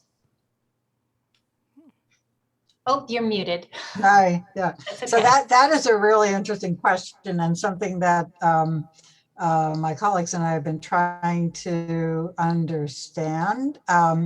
It's hard to get good data. This is why having a registry, by the way, a population-based registry would be very helpful, because it would allow us to look at these questions in a scientific way that would convince people. But I think there's certainly reason to believe that at least some people who live in areas where there's lots of spraying of herbicides that may increase their exposure, even if they're not particularly themselves involved in the spraying, could be at greater risk. There's a little bit of evidence from the California Central Valley, where we have some population-based reporting and decades of pesticide tracking, acre by acre. You can see what was used, that if you live near to somewhere that pesticides are sprayed, you're at a greater risk of getting Parkinson's disease, even if you yourself weren't doing the spraying. So the analogy for golfers would be lots of herbicides are used on golf courses to keep things nice and clean for course maintenance. And it's possible, therefore, you could have exposures and that could increase your risk. But there's not 100% evidence to show that. It's just sort of, I would say if you're a golfer, you want to be thoughtful about washing off and, good hygiene, just as I showed with the pesticide applicators. Thank you, Dr. Tanner. We've got one more video question, and it is from Dave in Eugene, and it's for you again, Dr. Tanner.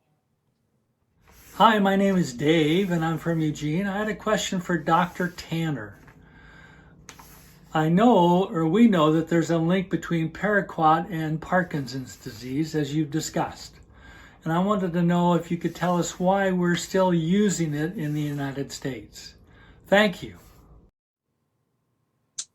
Well, thank you for that question, Dave. I'm not sure I can tell you all the reasons for that, but one of the reasons that paraquat has been used increasingly in the United States, not just still, even though it's been banned pretty much everywhere else in the developed countries in the world, is because other pesticides, plants have become resistant to them.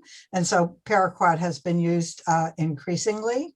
As I mentioned a little bit earlier, there has been an advocacy movement that is aiming to try to reevaluate whether or not paraquat should be used in the US. And I would think that kind of following up on that would be an important thing for everybody who's concerned about that.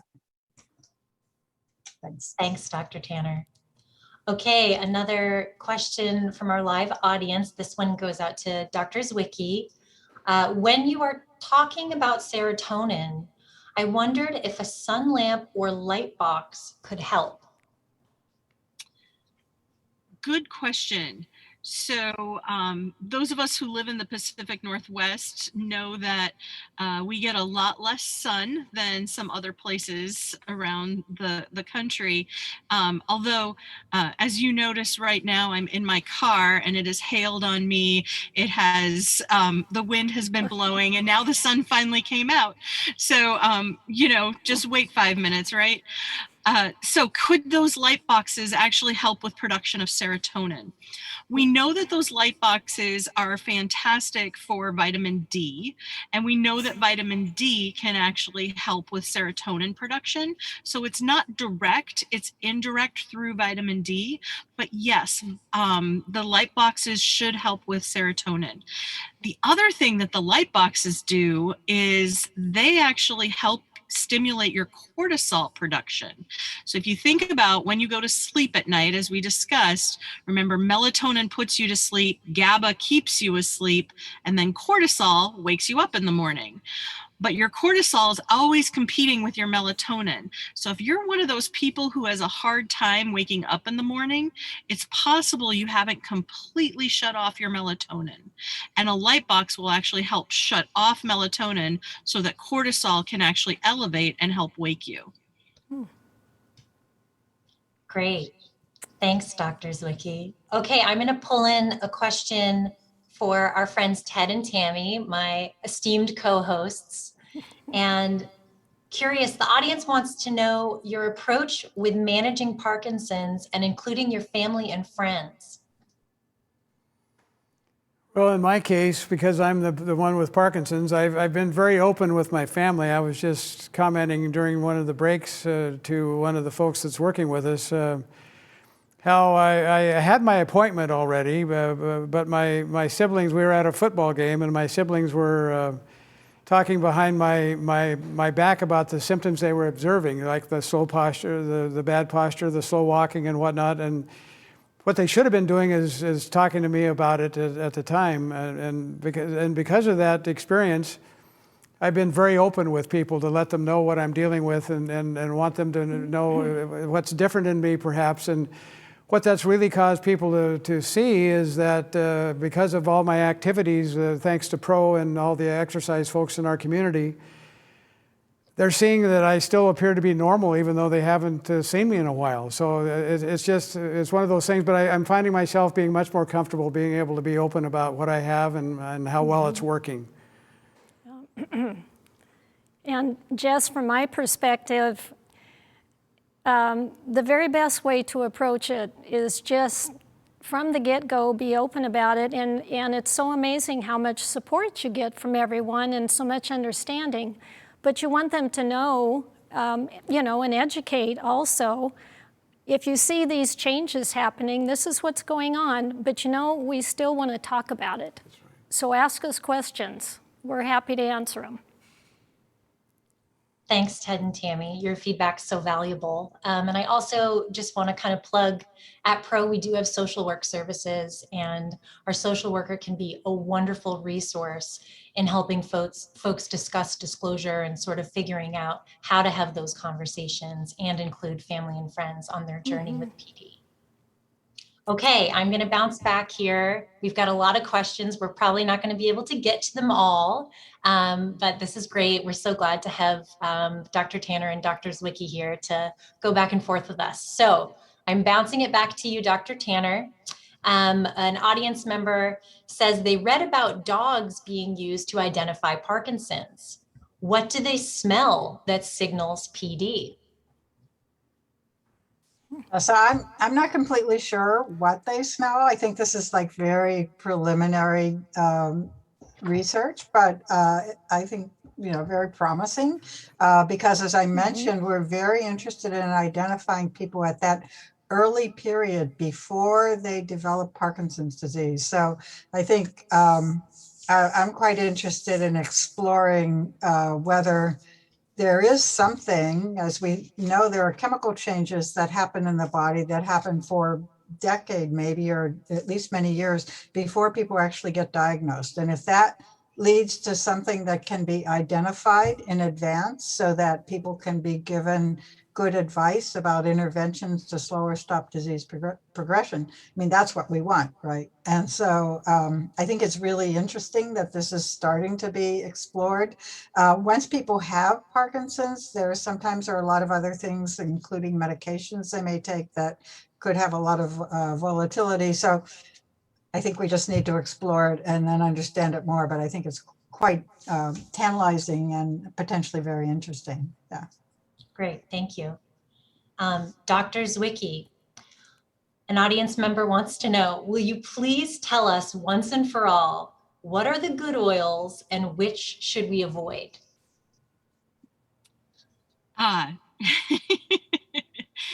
Isn't this frustrating? You know, every time you watch the news, they tell you a different oil that you should eat or that you shouldn't eat. So I totally understand where you're coming from.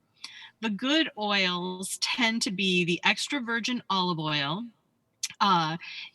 It's good both for lowering blood glucose, and it's also good because it's anti-inflammatory.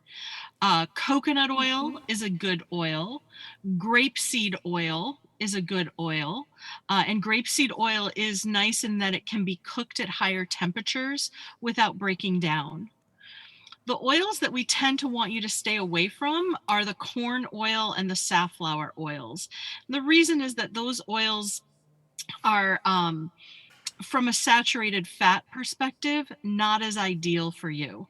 When you cook with them, they can produce more trans fat and more, well, not trans fat, but more of the omega-6 fatty acids, and those fatty acids are not good for our health. So olive oil, coconut oil, macadamia nut oil, grapeseed oil, those are the oils that I keep in my house, and that's what we cook with. Great. Thanks for that insight. That's helpful in navigating the grocery store and figuring out what to buy. Okay, to piggyback off that, in the food-related field, Dr. Zwicki, is stevia safe since it is plant-based? Yeah, stevia is safe. It is, the big concern with stevia is that if everybody started using stevia today, we'd run out. Because it is plant-based, it's not synthetic, so we can't just make more. Although, you know, sugar is also plant-based and high fructose corn syrup is plant-based. Like, all of these sweeteners are plant-based. The nice thing with stevia that we have shown in our group is that whereas other sugars tend to spike your blood glucose, stevia actually reduces blood glucose. So if you're trying to keep your blood sugar from going too high so that you don't stimulate more inflammation, stevia is a really good bet for that. Awesome, thank you. Dr. Tanner, an audience member is wondering, will you comment on the recent news from Dr. Dorsey that PD is proliferating? Do you think we can reverse this?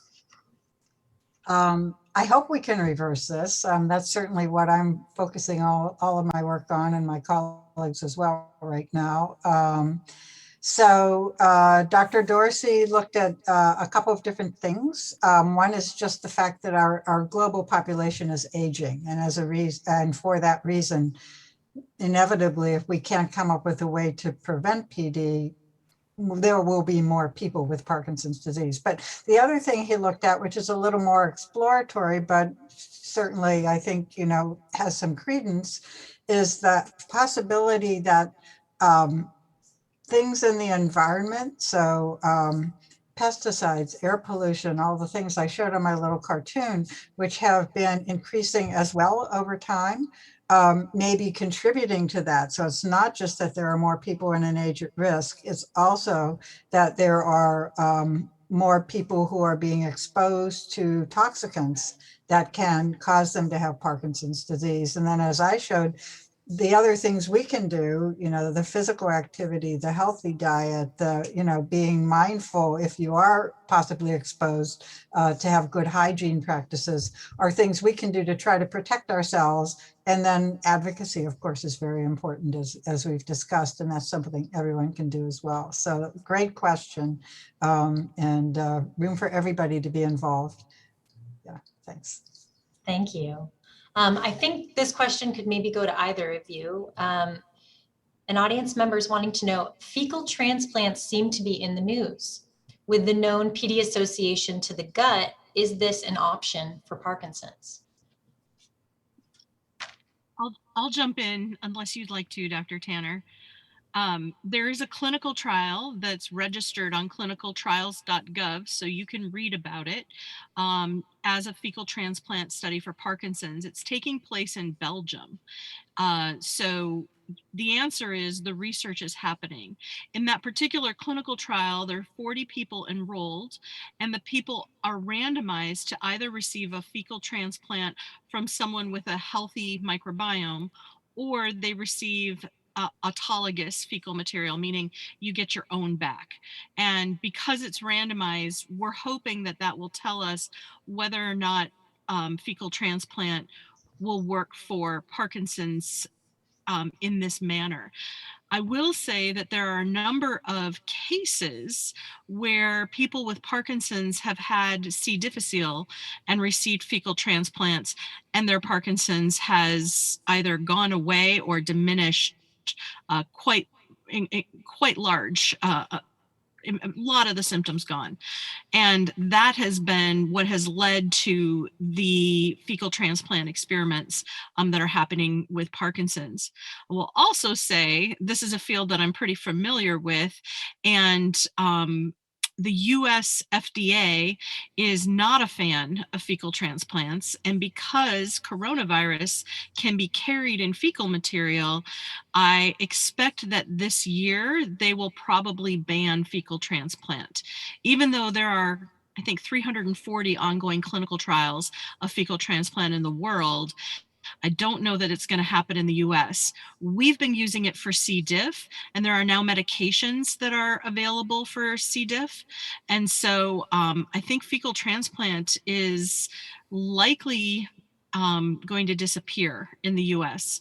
I'm concerned about that, in that it would mean that if it is effective in this study in Belgium, then people who are US patients with Parkinson's would actually have to travel outside the country to receive a fecal transplant.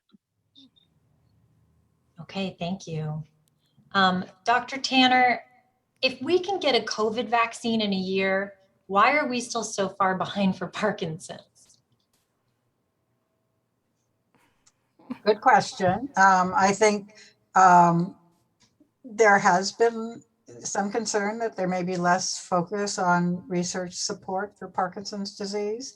I think it's also true that Parkinson's is a lot more complicated in some ways than figuring out how to, rev up stuff that on some level people kind of knew how to do and make it go faster. And that's not to trivialize, that people came up with a vaccine so quickly, but understanding Parkinson's disease still has a lot of questions, and we actually think it may be different for different people. So there is a lot to go on, but having more support for research and more opportunities, I think, is an important thing for our community. So certainly hope that will help things move forward more quickly.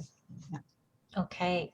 And Dr. Tanner, I have a final question, and great information today from both of you. It's been an absolute pleasure, and I'm sure our folks at home are just thrilled and have learned so much. I bet everybody had their notepads handy. We'll probably get a lot of helpline calls this week with follow-up questions at Pro. Can you comment about exercise? Is it actually possible to slow the progression of PD? So there are studies going on right now to try to answer that question about slowing disease progression. Right now, we're part of a study that is looking at high intensity exercise versus medium intensity exercise. And in people with very early Parkinson's disease, you can look it up on clinicaltrials.gov. It's called SPARKS3, and it's just starting to enroll. And I can't remember if there's a site in Oregon or not. So this is a study looking at exercise. Again, that same idea of cutting inflammation as one of the possible mechanisms for why exercise may be beneficial. But there's quite a lot of evidence, both from populations, smaller studies in people with Parkinson's, that exercise can reduce your chance of getting Parkinson's. And once you have it, that you feel better in the moment. And now we're trying to see, does it actually slow progression? So not only do you feel better when you do it, but it slows your disease progression. So quite a lot of reason to exercise, I think, for people with Parkinson's. Yeah. Wonderful. So we're wrapping up our Q&A, and I just want to check in with you both to see if you have any final words for our audience at home today. So Dr. Zwicki, would you like to go first?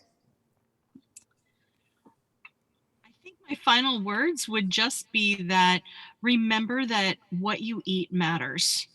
It is the fuel that your body and your brain use. And so pay attention. We tend to go for what's convenient instead of what actually is most nourishing for us. And as much as I hate avoiding ice cream too, dairy, be very careful. Okay. Okay. And I guess my final words are, first of all, it's been great to be able to at least remotely interact with people. I really appreciate it. I think this is a hopeful time, and that by working together, not only can we make great inroads in helping people with Parkinson's today, but maybe making a big difference for reducing Parkinson's in the future. And it's going to take all of us. So I encourage you to get involved. There are now a lot of online studies. I'm involved in helping to lead some of them that require people with or without Parkinson's to give information that we can then use for research. So almost anyone can be involved in research now, and without you, we won't learn anything. So critically important. And so I encourage everyone to get involved, and thank you. Bye-bye. Thank you to our audience at home for all these great questions, and to our fabulous speakers for taking time out of their busy days to be with us today and share such valuable information. So thank you both, really appreciated it. Over to you, Ted. All right, Jess, thanks. It's been a pleasure hanging out with you today. And thanks to Pro for letting us be a part of this very interesting conference today and giving us our 15 minutes of fame. From my perspective, two things to take away. Live each day with intention, and remember, you're not alone. And to all the care partners out there, you can make a difference in the lives of those dear to your heart. Thank you, Tammy and Ted. It was such a pleasure to be with everybody today, and you guys are the best co-hosts. Thank you. Thank you everyone out there for joining us and supporting our organization at Pro. As always, if you're needing more support, please do not hesitate to reach out and connect. The Pro helpline number is on the screen, and you can find more information on our website, parkinsonsresources.org. Wishing everyone a safe and beautiful weekend. Take care. Goodbye.